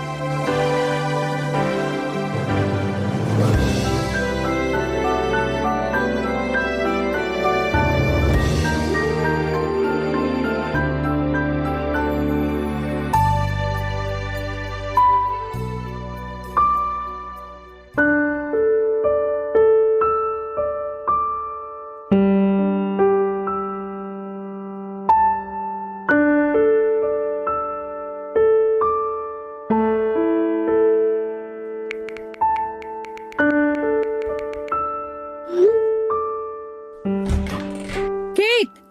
Tanghali na, bakit nakahilata ka pa rin dyan sa kama mo? Ate, linggo naman eh. Kahit linggo o huling araw mo na sa mundo, ayoko pa rin nakikita ka nakahilata lang dyan. Lumabas ka at maghanap ka na pwedeng ayusin dito sa bahay. Ang init kasi ate. Pag medyo lumamig-lamig na lang tsaka na ako lalabas. Kakaubos pa naman ng sunscreen ko ngayon. Gamitin mo yung sunscreen ko sa kwarto. Dali na! Ay, ayoko nung sunscreen mo ate. Ang lagkit tsaka ang baba ng SPF. Eh sa'yo lang ang mura sa pharmacy eh. Huwag mo na akong artihan ha. Kung sunscreen lang ang problema mo, gamitin mo na yung sakin. Pagtsagaan mo na lang kaysa wala ka magamit. Mamaya na ate, may kausap lang ako ng mga kaklase ko sa GC namin. Baka may assignment kami na hindi ko pa nagagawa. Hindi ka talaga nauubusan ng rason, no? Kanina sunscreen tapos ngayon yung GC na. Anong next? Totoo nga ate. Kung gusto mo basahin mo pa tong GC namin para makita mo eh. Akin na. Joke! Si ate naman oh. Para kang hindi naturuan tungkol sa privacy. Hahamunin mo ko na basahin yung laman ng GC nyo tapos aatras ka. Duda kung assignment nga ang pinag-uusapan nyo dyan. Akin na nga yung cellphone mo. Eh, syempre meron din naman kaming ibang pinag-uusapan. Halo-halo naman ang topic namin sa GC eh. Imposible namang hindi ganun ang mga GC mo sa Facebook. Wala akong GC sa Facebook. Patingin nga. Sige, tignan mo pa. Oh, Lo, wala kang GC? Wala ka rin ka-chat? Tao ka ba talaga ate? kaya wag mo akong nirarasunan na napaka-importante ng pagsa-cellphone mo kasi kaya ko namang mabuhay kahit wala yan. Eh syempre, ibahin mo kaming mga Gen Z. Dito na kami namulat eh. Nakaasa na rito lahat ng kailangan namin ngayon. Lalo na sa pag-aaral tsaka sa mental health namin. Dinamay mo na naman yung mental health mo. Nakailang gamit ka na yan, ha? Last na yan. Ate, i-validate mo naman ang mental health ko. Please lang. At yung mental health ko, kailan mo iisipin? Lusaw na ang utak ko sa kakaunawa sa mga kaartihan mo, Kate. Ikaw lang naman kasi itong nagpapaka-stress sa akin eh. Kung hayaan mo na lang sana ako, di maayos ang mental health natin pareho, di ba? Hindi ko na talaga alam kung paano ka kakausapin. Huwag mo lang naman kasi akong bungangaan palagi. Paano hindi ka bubungangaan puro katamaran at kaartihan ang alam mo? Yan! Nasasaktan kaya ako sa mga salita mong ganyan. Ay nako ate, hinay-hinay lang naman sana, no? Bakit? Hindi ka ba maarte? Inaayon ko naman ang kaartihan ko sa sitwasyon. Kahit anong sitwasyon maarte ka. Hindi ka talaga nagmana kay nanay, no? Wala ka kasing filter pag nagsasalita eh. Talo mo pa yung mga bungangerang nanay sa teleserye. Inuubos mo talaga ang pasensya kung bata ka eh. Chill ka lang, pwede ba? Ay, okay, ganito na lang. Lumabas ka muna ng kwarto ko. Gamitin mo yung sunscreen mong malagkit, tapos pumunta ka sa park at mag-meditate ka doon. Kasi mukhang kailangan mo ng peace of mind eh. Peace of mind? Hindi ko yan makukuha hanggat hindi ka umaayos, Kate. Kaya ikaw, mag-sunscreen, lumabas ka ng kwarto mo at mag-meditate ka kahit sa sementeryo pa. Hindi mo na talaga pakakalmahin ang dugo ko.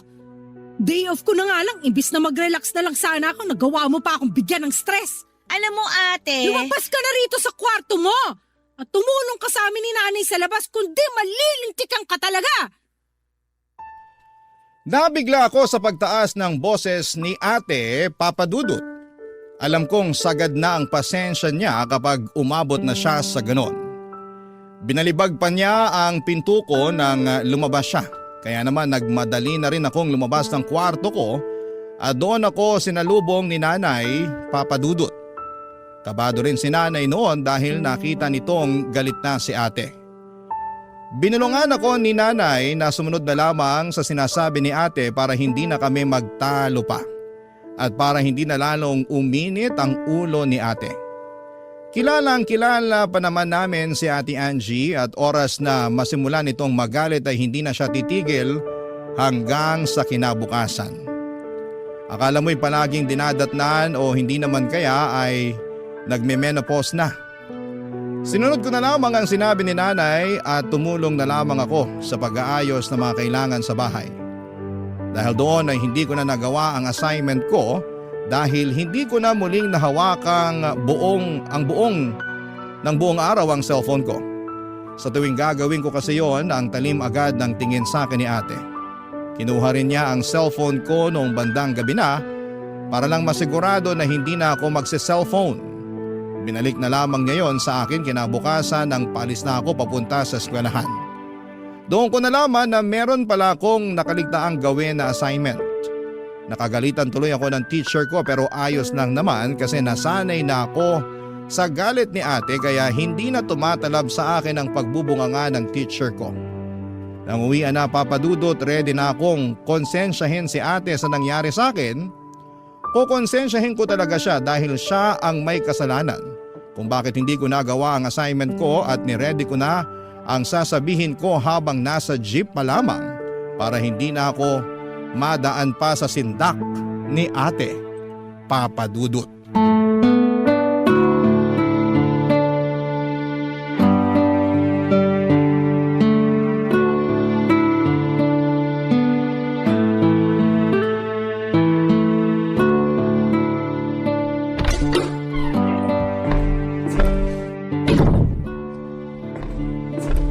Nay? Ate?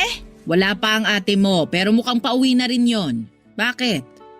Gusto ko lang naman sanang magreklamo kay ate. Naku, ikaw talagang bata ka. Wala ka ba talagang kadala-dala? I-stressin mo na naman ang ate mo. Alam mong pag Lunes, ang dami niyang hinahabol sa trabaho. Kung ano man yan, wag mo na lang sabihin. Tiisin mo na lang, kung hindi pare-parehas tayong malilinti ka na naman. Masyado ka kasing takot sa kanya na eh.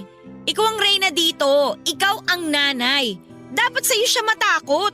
Ayoko lang ng gulo. Ayoko lang din madagdagan pa ang stress ng ate mo. Pagod na nga sa trabaho tapos may sasabihin ka pang hindi maganda. Ano na lang ang reaksyon niya nun? Kung maliit na bagay lang naman niyang irereklamo mo, wag mo na lang sabihin para wala ng gulo. Hindi maliit na bagay to, Nay. Kasi dun sa pagkuha niya ng cellphone ko kagabi, hindi ko tuloy nalaman na meron pala kaming assignment. Napagalitan tuloy ako ng teacher ko. Pinahiya niya ako sa klase. Hindi ko naman kasalanan yun eh. Nangyari na. Hayaan mo na. Bumawi ka na lang sa susunod. Saka ikaw naman kasi, panay ang cellphone mo. Sige, Nay. Kampihan mo ulit si ate. Kaya lumalaki yung ulo niya eh. Kaya siya nagre-reyna-reynahan dito. Anong pinag-uusapan niyo dyan? Mukhang seryoso ah. Nay, nakapagluto na ba kayo ng ulam? Gutom na ako eh. Ipiprito ko pa lang yung tilapia. Teka Bago magluto si nanay ng ulam, ate, may gusto lang sana akong sabihin sa'yo. Kate! Ano nangyayari rito? Ano na naman bang ginawa mo, Kate? Ako kaagad? Pag may problema dito, ako palagi. O, anong pinupunto mo? Ay, hayaan mo na ang bunso natin, Angie. Alam mo naman yan. Halika na sa kusina para maipagtimpla muna kita ng kape habang hinihintay na maprito yung tilapia. Hindi, Nay. Mukhang meron na namang problemang sasabihin tong si Kate eh. Kahit kailan talaga. Para sabihin ko sa'yo ate, ikaw ang problema ngayon. Kate, Angie, ayokong magtalo kayo ngayon. Saka na lang pag-usapan yan pagkatapos kumain. Baka kasi nadadala lang kayo ng gutom. Kahit busog tong si Kate, hindi pipirmi to. Sige nga, Kate, anong problema ang sinasabi mo? Alam mo bang hindi ako nakagawa ng assignment ko dahil kinuha mo yung cellphone ko kagabi? Hindi ko tuloy nabasa sa GC namin yung reminder tungkol doon. Pinahiya tuloy ako ng teacher ko kanina.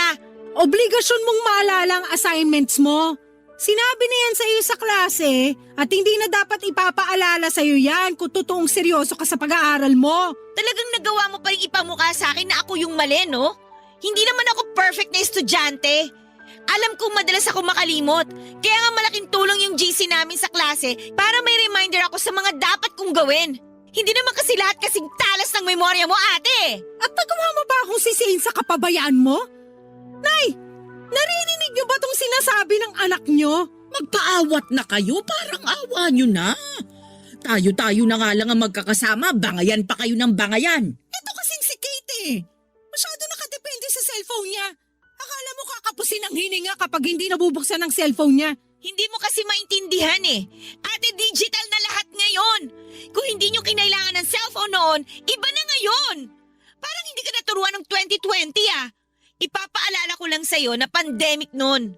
Tingnan mo yung cellphone ko para malaman mo na karamihan ng pinapagawa sa amin nakadepende na sa cellphone namin.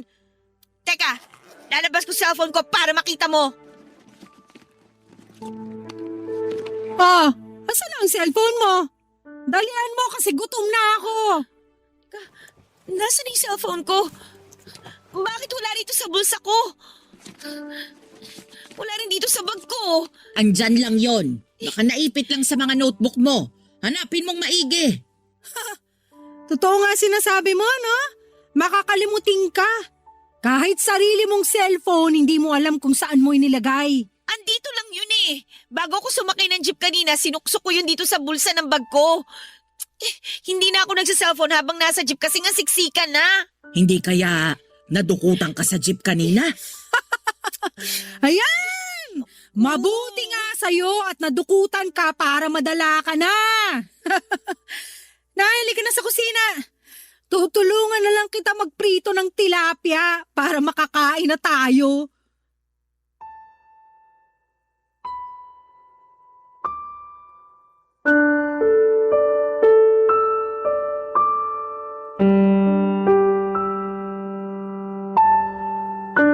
Nilabas ko na ang lahat ng gamit ko sa bag, Papa Dudut, pero wala pa rin doon ang cellphone ko. Naghubad na rin ako ng uniform sa pag-asang nasabit lang ang cellphone ko sa damit ko pero wala. Ang saklap. Ang masakit pa ay parang walang pakialam si ate na nawala ang cellphone ko. Para bang natuwa pa nga siya. Anong klaseng tao ang matutuwa kapag may nawala ng importanteng gamit? Naiiyak na ako noon dahil kahit si nanay ay hindi ako magawang lapitan para i-comfort dahil pinipigilan siya ni ate. Hindi nila alam kung gaano kaimportante ang cellphone ko sa akin dahil andun lahat ng kailangan ko para sa klase, Papa Dudut. Hindi na ako nakisabay kumain sa kanila at lumabas ako ng bahay para umasa na nahulog ko lamang sa kalsada ang cellphone ko at wala pa sanang nakakadampot. Alam kong niloloko ko na ang sarili ko pero wala namang masamang gawin yon. Sinubukan ko ring abangan ang jeep na nasakyan ko baka sakaling umikot pa sa amin at baka nahulog lang sa sulok ang cellphone ko. Kahit alam kong imposible na ang lahat, ay mataas pa rin ang faith ko na mahahanap ko ang cellphone ko pero bigo ako. Doon ko na lamang natanggap na dahil sa pag-focus ko na mapamukha kay Ate Angie na may mali siya, hindi ko na napansin na dinukutan na pala ako habang nasa loob ng jeep. Umuwi na lamang ako ng bahay at dumiretso sa kwarto para umiyak dahil sa mga nangyari. Feeling ko ay biktima ako. Biktima talaga ako ng lahat, Papa Dudut. Barangay Love Stories. Barangay Love Stories. ako muling kinausap ni Ate Angie mula nang nawala ang cellphone ko. Pinhiram na lamang po ako ni nanay ng luma niyang cellphone na di keypad para lamang may maggamit ako.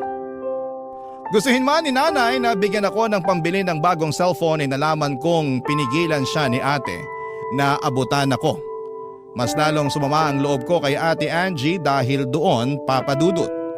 Gusto ko siyang intindihin kung bakit ganon kagaspang ang ugali niya. Parang wala siyang compassion sa katawan. Hindi ko alam kung dahil ba yon sa maaga niyang pagtatrabaho para sa aming pamilya. More than 10 years ago kasi nang mamatay ang tatay namin. Siya na ang umako ng responsibilidad na yon dahil ayaw na rin naman niyang magtrabaho si nanay dahil sakitin nga ito. Dala na rin siguro ng edad. Sa ngayon ay lagpas 60 years old na rin kasi si nanay at dapat lang na mag-retire na. Imbes na ma-enjoy ni ate ang mga unang sahod sa unang trabaho niya, ay hindi po yun nangyari. Marami siyang naging pangarap na makapasyal sa iba't ibang lugar sa Pilipinas at makapunta na rin sa ibang bansa kapag pinalad siyang malibot ang buong Pilipinas. Kaya lang dahil nga sa biglaang pagkamatay ni tatay ay hindi niya yon nagawa. Lumipat din siya ng trabaho dahil mas malaki ang pasahod kesa sa naunang trabaho niya.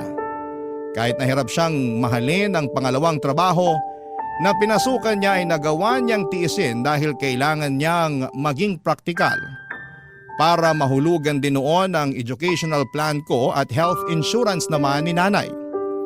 Dahil siguro dito, kaya ang hirap intindihin ang ugali niya. Gumaspang na dahil nga sa dami ng responsibilidad sa buhay, Papa Dudut.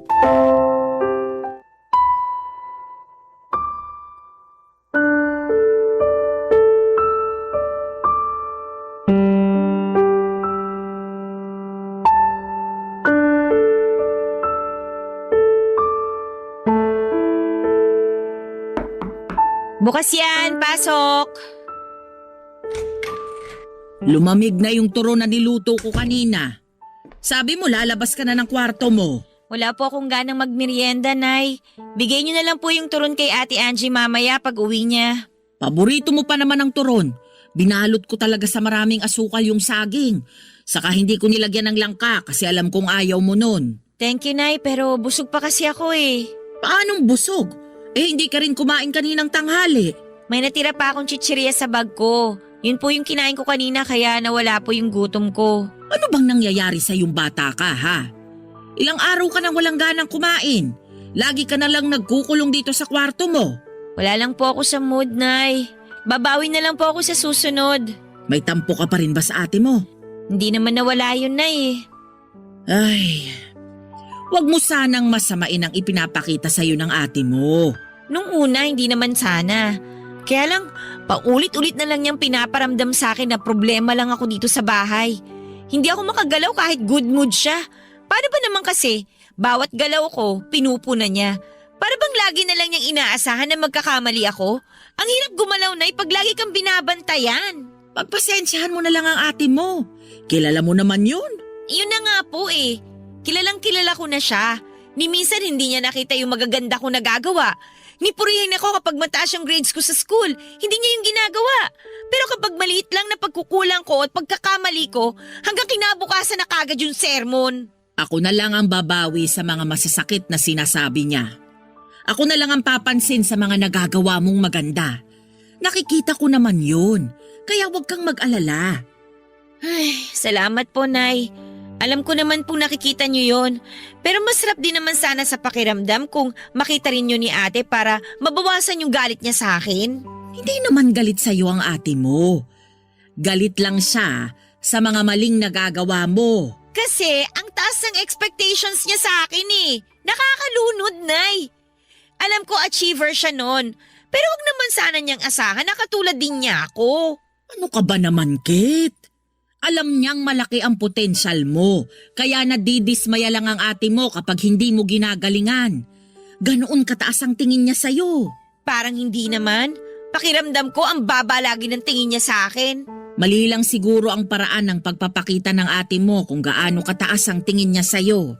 Saka ayaw niya sigurong lumaki ang ulo mo Kaya hindi niya masyadong pinapansin kapag gumagawa ka ng maganda. Hindi naman kawalan sa kanya kung paminsan-minsan papansinin niya na may nagagawa rin akong tama. Para ma-inspire naman ako lalo na pagbutihin pa. Hayaan mo. Pag uwi niya, kakausapin ko siya tungkol dyan. Ay naku Nay, wag na po. Baka sabihin na naman niya sumbongera ako. Mas lalo siyang magalit sa akin. O sige, bahala ka na kung anong gusto mong gawin. May gusto nga po akong gawin, Nay Ano ba yun? Susuportahan ko yan. Nasa tamang edad na naman po ako. Huwag mong sabihing mag-aasawa ka na. Hindi pa tamang edad ang 18 para mag-asawa, ha? Nay, hindi! Ano ba kayo? Gusto ko lang pong magsarili na. Pwede naman ako magtrabaho. Mapagsasabay ko na ang pag-aaral at pagtatrabaho kasi marami naman po nag-o-offer ng mga part-time job ngayon. Bakit kailangan mo pang umalis dito? Kung gusto mo nang magtrabaho, hindi naman kita pipigilan. Pero sayang lang kung ang sahod mo ay mapupunta lang sa upa. Pagsisikapan ko na lang po yun, Nay. Mas mabuti na yun kesa may sumbat pa sa akin ni ate yung pagtira ko dito sa bahay kapag wala siya sa mood. Hindi niya pwedeng isumbat ang pagtira mo rito sa bahay. Dahil kami ng tatay mo ang bumili ng bahay na ito. Bahay mo na rin ito. Pero Nay… Huli na to na pag-uusapan natin ang tungkol sa paglipat mo. Magsuklay ka na riyan at lumabas ka ng kwarto mo. Sabayan mo na akong kumain ng turon sa kusina.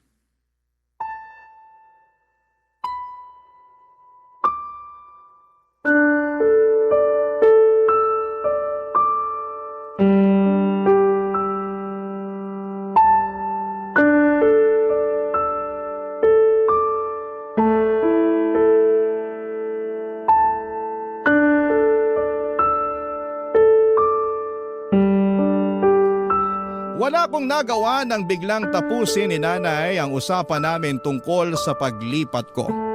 Gusto ko na talagang umalis ng bahay namin dahil hindi ko na kayang makarinig pa ng mga puna ni Ate Angie. Hirap na akong makahinga sa bahay dahil bawat galaw ko pinapansin niya at minamasama niya. May naipon naman ako kahit konti mula sa allowance na binibigay sa akin ni ate. Napaghandaan ko at napagplanuhan ko naman ang lahat bago ako mag-decide na umalis. Hindi lang dahil sa bugso yun ang damdamin ko, pakiramdam ko kasi mas makakabuti para sa akin na makalayo na muna kay ate. Sa totoo lang ay hindi naman sa pagiging maarte, pero palagi na lamang akong natatakot at nanginginig sa tuwing naririnig kong dumarating na si ate mula sa trabaho niya. Ewan ko kung trauma ba itong nararamdaman ko pero parang ganon kasi yon. Sinubukan kong kausapin muli si nanay tungkol doon at pinakita ko pa nga sa kanya ang ipon ko. Pero nagalit si nanay at sinabi niyang hindi siya papayag na aalis ako dahil ayaw niyang mag-alala sa akin. Inintindi ko na lamang si nanay pero buo na ang pasya kong umalis. Palihim na rin po akong nag-impake ng mga damit ko para mabilis na lamang akong makaalis. Nakahanap na ako ng titirhan at nag-bed space na lamang muna ako dahil yun lang naman ang kaya ng ipon ko. Hindi naman yun problema sa akin dahil kailangan ko lang ng matutulugan. Buong araw naman akong nasa trabaho at school noon. Nakahanap na nga rin ako ng trabaho sa isang fast food. Lahat ng ito ay hindi ko pinaalam kina nanay at kay ate.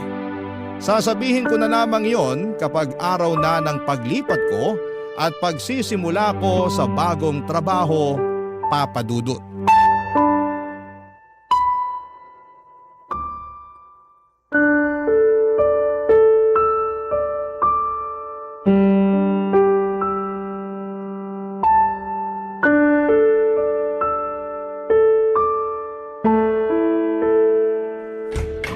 Hoy, Kate!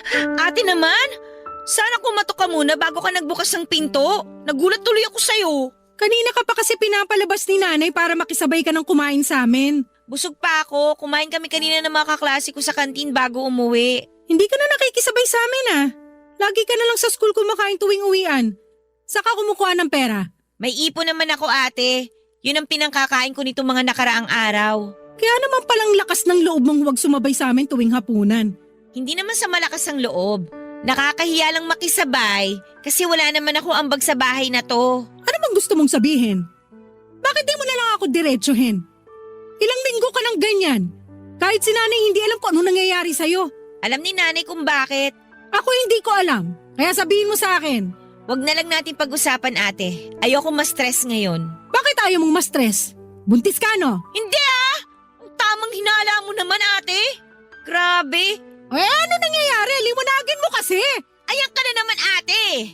Paano ako magiging komportable na magsabi sa'yo kung lagi mo akong inuunahan ng galit at pagtataas ng boses? Eh, kasi ang dami mong satsat. Alam mong stress na ako sa trabaho tapos ganyan ka pa sumagot. Alam kong stressed ka na sa trabaho kaya hanggat maaari ayoko nang dumagdag pa. Pero sa ginagawa mo, mas lalo mo lang dinadagdagan ang problema ko. Eh di wag mo na akong problemahin. Pwede naman yun eh. Hayaan mo na lang ako. Hanggat nandito ka sa poder namin ni nanay, poproblemahin ka namin palagi. Kaya nga sa katapusan, aalis na ako dito. Magsosolo na ako para matapos na ang problema niyo sa akin. Lilipat ka ng bahay? Alam mo ba kung gaano kahirap magsarili ngayon, lalo na sa edad mong yan? Ni maglaba nga, hindi mo alam paano ka makakasurvive mag-isa pag umalis ka rito, ha? Ako nang bahala doon. Hayaan niyo na ako. Kaya mo na talaga umalis dito? May ipon ka ba? Eh puro gastos ka nga sa mga aesthetics mo na pinupost mo sa Facebook. May ipon ako. Kasya ba yan sa pang-araw-araw mo? Sa upa mo? Huwag kang mag-alala, ate. Hindi naman to biglaan eh. Kaya nakapag-ipon ako bago ko pa sabihin sa inyo. Hindi naman talaga ako nag-aalala sa'yo. Ang inaalala ko rito si nanay. Kapag umalis ka, sa tingin mo anong mararamdaman niya? Peperwisyuhin mo pa siya sa pag-aalala? Matanda na si nanay, papaalala ko lang sa'yo. Masasanay din si nanay na wala ako dito. Mas maganda nga na umalis na ako dito eh. Para hindi na siya nai-stress kapag nagbabangayan tayo. Nagbabangayan tayo kasi ang tigas ng ulo mo. Hindi ka nakikinig sa akin. Hindi mo rin naman ako pinapakinggan, ate. Kung yan ang desisyon mo, wala na akong pakialam. Bahala ka na sa buhay mo. Basta huwag kang lalapit ulit sa amin para bumalik dito, ha? Panindigan mo yung desisyon mong yan. Huwag kang mag-alala. Hinding-hindi na ako lalapit sa inyo ni nanay kung yan ang pinoproblema mo.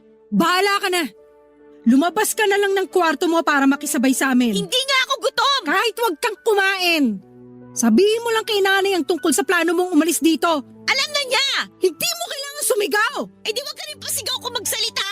Ang tigas talaga ng ulo mo. Lumabas ka na lang ng kwarto para kahit sa uling pagkakataon ay makasabay ka namin ni nanay sa pagkain. Hindi nga ako gutom. Wala akong pakialam. Lumabas ka ng kwarto mo kung ayaw mong palad ka rin kita palabas dito. Sige, subukan mo. O ito, salihin mo. Uy.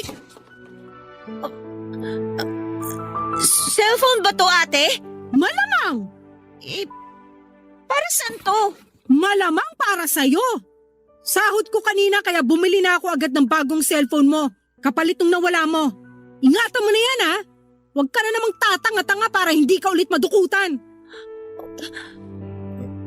Salamat, ate, ha. Lumabas ka na. Pagbigyan mo na si nanay na sumabay ka sa amin. Huwag ka na mag-inarte dyan kung ayaw mong tamaan ka sa akin. Dali!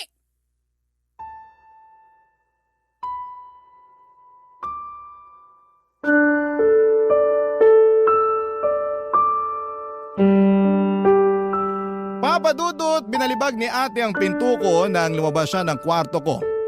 Ramdam ko man ang galit niya noon pero ramdam ko pa rin ang pagmamalasakit niya sa akin. Binuksan ko ang cellphone na binili niya, mas maganda at mas mahal yon kesa doon sa nawala sa akin. Naiyak na lamang ako kasi sa unang pagkakataon ay naramdaman ko ang care ni ate para sa akin. Inayos ko lang ang sarili ko at nagpulbos para hindi mahalata na umiyak ako. Pagkatapos noon ay lumabas na ako ng kwarto para humarap at sumabay kina nanay at ate sa pagkain. Pinagalitan nga ako kaagad ni ate dahil natagalan sila sa paghihintay sa akin. Lumalamig na raw ang pagkain. Hindi ko na lang pinansin at ayoko nang palakihin pa ang inis niya para hindi masira ang gabi naming pareho. Kahit busog, sumabay pa rin akong kumain sa kanila. Pagkatapos kumain ay sinabi ko na kay nanay ang plano ko. Nagalit si nanay dahil pinayagan ako ni ate na umalis na ng bahay. Pero wala rin siyang nagawa lalo na nung sinabi ni ate na kaya ko na ang sarili ko. Maganda na rin daw na umalis na ako para wala na siyang ibang iniisip pa. Nasaktan po ako ng bahagya sa sinabi ni ate o sadyang emosyonal lamang ako kaya naging sensitive ako sa mga salita niya. Napaaga rin ang alis ko ng bahay. Dapat sa katapusan pa ng buwan pero tumawag sa akin ang bagong landlady ko at sinabing pwede na raw akong lumipat dahil umalis na ang tenant niya na papalitan ko. Nabigla man ako sa bilis ng pangyayari ay sumunod pa rin ako, Papa Dudut. Umalis na ako kaagad sa bahay bago pa sumapit ang katapusan ng buwan. Barangay Love Stories. Barangay Love Stories. Sa mga unang buwan na umalis ako ng bahay ay naramdaman ko kaagad ang hirap. Kahit meron akong ipon, alam kong kailangan ko yung i-budget, kundi ay mauubusan ako. Totoo naman na meron na akong part-time job, pero dahil nga part-time yon ay hindi ganoong kalaki ang nakukuha ko, Papa Dudut. Sakto lang talaga para sa upa at pangkain ko. Alam kong kailangan kong maghanap pa ng extra na trabaho pero alanganin na dahil na rin siyempre nag-aaral pa ako. Mabuti na lamang at bayad na ang pag-aaral ko sa tulong ng educational plan na nakuha ni ate para sa akin noon. Laking ginhawa ko noon para sa akin at sinikap kong magtipid lalo't hindi ko tinatanggap ang gustong iabot sa akin ni nanay na tulong. Ayoko makarating yon kay ate at baka iba na ang isipin na naman niya. Bihira na rin akong magparamdam sa kanila dahil alam kong kukumustahin lang nila ang kalagayan ko. Ayoko namang ipakita sa kanila na nahihirapan ako dahil alam kong may masasabi na naman sila lalo na si ate. Alam kong makakaraos din ako at talaga namang mahirap lagi sa simula. Ewan ko kung nakakatunog na si ate na nahihirapan na ako. Kaya panay ang contact niya sa akin. Nairita na rin ako dahil parang napamukha sa akin na hindi ko kayang tumayo sa sarili kong mga paa. Nag-away kaming dalawa lalo't parehas pa naman kaming stress noon. Mas lalo nga akong nagalit noong sinumbat niya sa akin ang pagpapaaral niya. Mas lalo tuloy kaming nagkasirang dalawa. Dahil doon ay tumigil na ako sa pag-aaral at nagtrabaho na lamang. Sinubukan kong hilingin kung pwede akong mag full-time na sa fast food na pinagtatrabahuhan ko. Pero hindi pa raw po pwede. Mas lalo tuloy akong naging problemado lalo't naubos na rin ang ipon ko. Kaya nilunok ko ang pride ko at lumapit kay nanay para humingi ng mga dilata at bigas. Sinakto kong wala pa si ate para hindi na kami magkaabutan.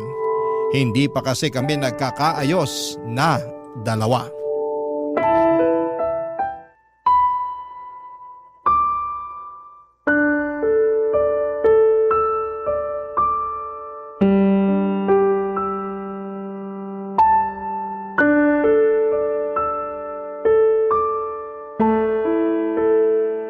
Kunin mo na lahat ng sardinas dyan.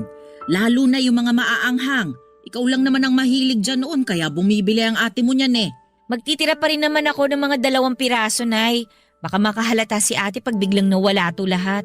Wala namang masama kung malaman niyang humihingi ka rito ng bigas at dilata. Anong walang masama?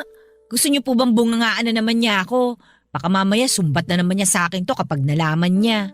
Ganun lang talaga magpakita ng concern ng ate mo. Di ka na nasanay dun. Mali naman yung paraan niya, Nay. Hindi naman pwedeng ganun eh. Mas lalo lang bumababa ang tingin ko sa sarili ko sa tuwing sinusumbat niya lahat ng binibigay niya sa akin. Pagpasensyahan mo na lang ang ate mo. Nadadala lang kasi siya sa pagod. Tapos dagdag pa sa pag-aalala niya sa'yo. Hindi ko naman ramdam na nag-aalala siya. Mas ramdam ko na nag-aabang siyang magkamali ako para patunayan na tama siya sa lahat ng hinala niya tungkol sa akin. Hindi ko na talaga alam ang gagawin ko sa inyong magkapatid. Dati naman lagi kayong magkasama at magkasundo. Ano bang nangyari sa inyo? Si ate kasi, walang bilib sa akin. Lagi na lang akong minamaliit. Baka mali lang ang interpretasyon mo sa mga sinabi niya. Mali ba, Nay? Kasi harap-harapan niyang sinasabi sa akin na mali lahat ng desisyon ko. Concern lang kasi ang ate mo. Wala naman siyang masamang ibig sabihin doon. Sa ganung paraan lang siya nasanay kahit noon pa man. Siguro kasalanan din naman ng tatay mo kung bakit ganun siya magsalita. Nung nabubuhay pa ang tatay mo, pareha sila ng pananalita ng ate mo eh. Nay, Huwag mo na siyang ipagtanggol. Mas lalo lang sumasama yung loob ko dahil parang wala na akong kakampi ngayon. Paano bang wala? Anong tawag mo sa akin? Kay Ate Angie naman kayo kampi eh. Lagi na lang yung side niya yung iniintindi nyo. Lagi kayo may magandang rason kung bakit siya ganun sa akin. Samantalang ako, nilaban niyo ba ako sa kanya ni minsan? Malamang oo. Hindi mo lang naririnig, pero lagi kitang ipinaglalaban sa kanya. Parehas lang kayong matigas ang ulo at hindi nakikinig sa nanay ninyo. Ay, mabuti pa. Hintayin mo na lang siyang makauwi para makapag-usap-usap na tayong tatlo. Hindi pwedeng nag-iiwasan na lang kayo palagi. Pamilya tayo. Huwag mo na ngayon, Nay. Tsaka na, kapag nakabangon na ako, hindi makakatulong na maabutan niya ako kumukuha ng bigas at dilata dito. Mas lalo lang kami mag-aaway. Kasi panigurado, ipapamukha na naman niya sa akin ng mga mali ko. Ay. O sige. Pero sana naman sa susunod, pwede mo na siyang harapin. Nasasaktan ako na hindi kayo magkasundo ng mga anak Nay, ko. may dala akong... Kate, anong ginagawa mo rito? Dumalaw lang kay nanay. Nangungumusta? Nangungumusta? O nangunguha ng pangkain mo rito? Angie! Kung kumustahan lang, bakit may bit-bit kang bigas at delata? Anong akala mo rito sa bahay barangay hall? Tagabigay ng ayuda mo? Hindi ko na lang kukunin. Wala nang katapusang panunumbat na naman ang aabutin ko sa'yo. Hindi ko sinusumbat. Ginigising lang kita para makita mong mali ang mga desisyon mo. Padalos-dalos kang umalis dito, tapos kapag nangailangan ka, lalapit ka rin pala. Di sorry! Nagkamali na naman ako. Sana pala hindi na lang ako lumapit at humingi ng tulong. Sabi ko na nga ba hindi talaga ako nagkamali na ito na naman yung magiging eksena nating dalawa, ate. Angie! Magtutunog sumbat talaga sa'yo lahat kasi wala ka nang ambag. May gana ka pang gumawa ng mali tapos ang ending, kami pa rin ang sasalo sa'yo. Hindi pwedeng ganyan, Kate. Kung may ginawa kang desisyon, panindigan mo. Huwag kang mag-alala, ate. Huli na to. Hindi na ako hihingi ng tulong sa inyo kahit na piso. Mas maniniwala ako kung bibitawan mo yung bigas at mga delata. Tsaka ka lumabas ng bahay na to para mapanindigan yung pride mo.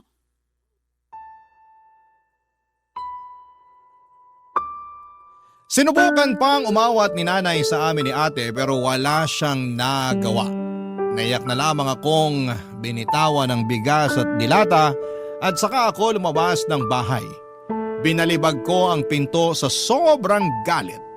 Sinubukan akong habulin ni nanay pero nakasakay ako kaagad ng jeep paalis doon. Hindi ko na nilingon pa si nanay dahil panay na ang iyak ko noon sa sobrang sama ng loob.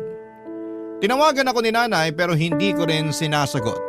Agad akong dumiretso sa inuupahan ko at mabuti na lamang at wala ang mga kasamahan ko sa kwarto kaya nagawa kong umiyak.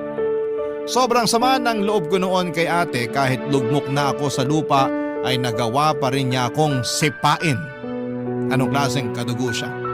Hindi rin siya nag-text man lang sa akin para mag-sorry o ipaliwanag ang mga masasakit niyang sinabi. Bakit pa ba ako umasa? Ni minsan ay hindi ko natigman ng sorry niya. Dahil doon ay mas lalo ko silang iniwasan at hirap na ako noon, lalo na't nabawasan pa ang oras ng trabaho ko. Sinikap ko maghanap ng ibang trabaho pero walang tumatanggap sa akin dahil bukod sa masyado raw akong bata ay wala pa akong tinapos na pag-aaral. Nagtuloy-tuloy ang problema ko, Papa Dudut, ilang beses na lang ako sa isang araw kong kumain. Madalas pa ay puro biskwit, fishball at 3-in-1 na kape. Bubusugin ko na lamang ang sarili ko sa libreng tubig sa inuupahan ko. Napansin rin yon ng landlady ko kaya nilimitahan na niya sa 2 liters ang libreng tubig sa akin kada araw. Nakaramdam ako ng panliliit dahil doon. Isang araw ay hindi na rin ako nakabayad pa ng upa at dahil doon ay wala akong ibang nagawa kundi ang mag-impake na dahil pinapaalis na ako ng landlady ko. Sinubukan ko pang makiusap pero ang sabi niya may nakaabang na bagong tenant kaya kailangan ko nang umalis. Binigyan niya ako ng 5 araw para makahanap ng bagong lilipatan. Yon ang naging problema ko dahil Wala akong nahanap sa huling araw ng pangungupahan ko. Kaya mabigat man sa loob ko ay nagsimula na ako mag-impake at inisip ko na lamang na matulog muna sa mga bus terminal kung saan ay maraming tao at hindi makakahalata ang mga empleyado roon. Panay ang iyak ko habang inaayos sa mga damit ko para makaalis na roon, Papa Dudut.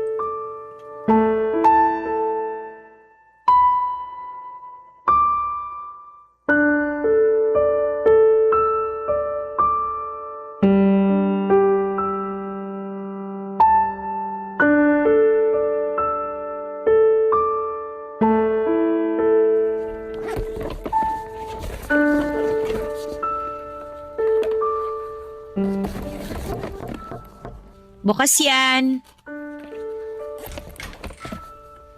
Kate, Oh, paano mo nalaman tong boarding house ko? Tsaka, ano ginagawa mo dito? pinapunta ako ni nanay. Nararamdaman niyang may problema ka. Ayos lang naman ako. Bakit ka nag-eempake? Lilipat na ako ng maupahan. Malapit dun sa trabaho ko para makatipid ako sa pamasahe. Nakausap ko ang landlady mo. So, alam mo na ang totoo. Hinuhuli mo lang pala ako. Nandito ka ba para ipamukha sa akin na mali na naman ang desisyon ko? Walang ganon. Pumunta lang talaga ako rito kasi nag-aalala na sa'yo si nanay. Hindi ka na nagpaparamdam sa kanya. Matapos yung nangyaring away natin sa bahay, as if naman may mukha pa akong ihaharap sa inyo. Saan ka titira ngayon? May nahanap na ako. Ako nang bahala doon. Ihatid na kita ron para alam ko rin kung saan ka pupuntahan. Ay, hindi na! Baka isang araw isumbat mo na naman sa akin yan. Hindi ako pumunta rito para manumbat. Gusto ko lang masiguro na maayos ang kalagayan mo. Ano pang sisiguruhin mo? Hindi ba alam mo naman na hindi maayos ang kalagayan ko? Di ba inaasahan mo naman to? Ayoko makipag-away sa'yo. Gusto kong tumulong. Tulong? Nung time na kailangan ko yan, anong ginawa mo? Sinumbat mo sa akin lahat, di ba? Kinapalan ko na nga yung mukha ko kay nanay na humingi ng bigas at delata kasi gutom na ako. Nilunok ko yung pride ko na lumapit sa inyo sa bahay. Pero anong ginawa mo? Pinamukha mo akong patay gutom. Pinaiwan mo yung bigas at delata pero pinabauna mo ako ng masasakit na salita. Ate, walang-wala ako nun. Pero mas lalo mong pinaramdam na mas mababa pa ako nun. I'm sorry. Yun lang? Sorry? Yun lang? Mabubura na ba niyan lahat ng masasakit na salitang sinabi mo sa akin dati? Sorry? Inaasahan mo bang ayos na tayo ngayon dahil binanggit mo na magic word na yan? Alam ko, marami akong nagawang mali sa'yo. Alam ko marami akong nasabi na hindi magaganda. Pasensya ka na kung sa ganung paraan ako natuto magpakita ng malasakit. Oo, masakit ang mga yon. Hindi ko naman itatanggi. Kapag inaalala ko lahat ng mga sinabi ko sa'yo, nagigilty ako. Huli na para bawiin ko yung kasi nakasugat na ako. Pero sana, maintindihan mo na nahihirapan din ako. Ate mo ko, pero ako halos ang tumayo bilang magulang mo. Ang hirap na hindi mag-alala sa mga ginagawa mo dahil kargo kita. Kailangan ko makita na maayos ang pupuntahan mo kasi ang hirap para sa akin na makitang mapunta ka sa walang kwentang sitwasyon. Hindi mo alam kung gaano ko sinisisi ang sarili ko mula nung hinayaan kitang umalis ng bahay. Hindi mo alam kung ilang beses akong gumigising sa gabi sa bawat kalus ko sa pinto dahil umaasa ako na ikaw yun. Nababalik ka na at mababantayan na ulit kita. Hindi mo alam na para akong sinisit-sit sa balat. Sa tuwing nakikita kong hindi mapakali si nanay dahil sa pag-aalala sa'yo. Kung kumain ka na ba o kung makakabayad ka pa ba ng upa. Hindi mo alam, Kate, ang hirap. Hindi mo alam. Yan lang naman ang kailangan ko eh. Ang paliwanag mo. Hindi ko na kailangan ng sorry sa mga masasakit na sinabi mo noon. Gusto ko lang maintindihan kung bakit ganun ang mga sinabi mo sa akin. Ate, kasi sakit talaga ng mga sinasabi mo sa akin eh. Lagi na lang ako natatakot gumalaw kasi baka mamaya hindi mo na naman magustuhan yung magawa ko. Kaya umalis na lang ako ng bahay para hindi ka na laging galit. Para makagalaw na rin ako. Para makahinga. Ate, alam kong bigat na bigat ka na sa amin ni nanay. At sorry talaga kung hindi pa ako makatulong sa'yo. Pero promise, babawi rin naman ako. Hayaan mo lang ako na magkamali kasi natututo rin naman ako eh. Hindi ko naman sinasadyang gumawa ng mali. Hindi lang talaga ako kasi galing mo. Kaya lagi ako natitison. Sorry ate ha. Balang araw, babawi naman ako eh. Hindi ka na mabibigatan sa akin. Makakatulog ka na ulit ng maayos kasi hindi ka na ulit mag-aalala. Promise. Basta, hayaan mo lang ako magkamali. Gusto ko rin namang matuto eh.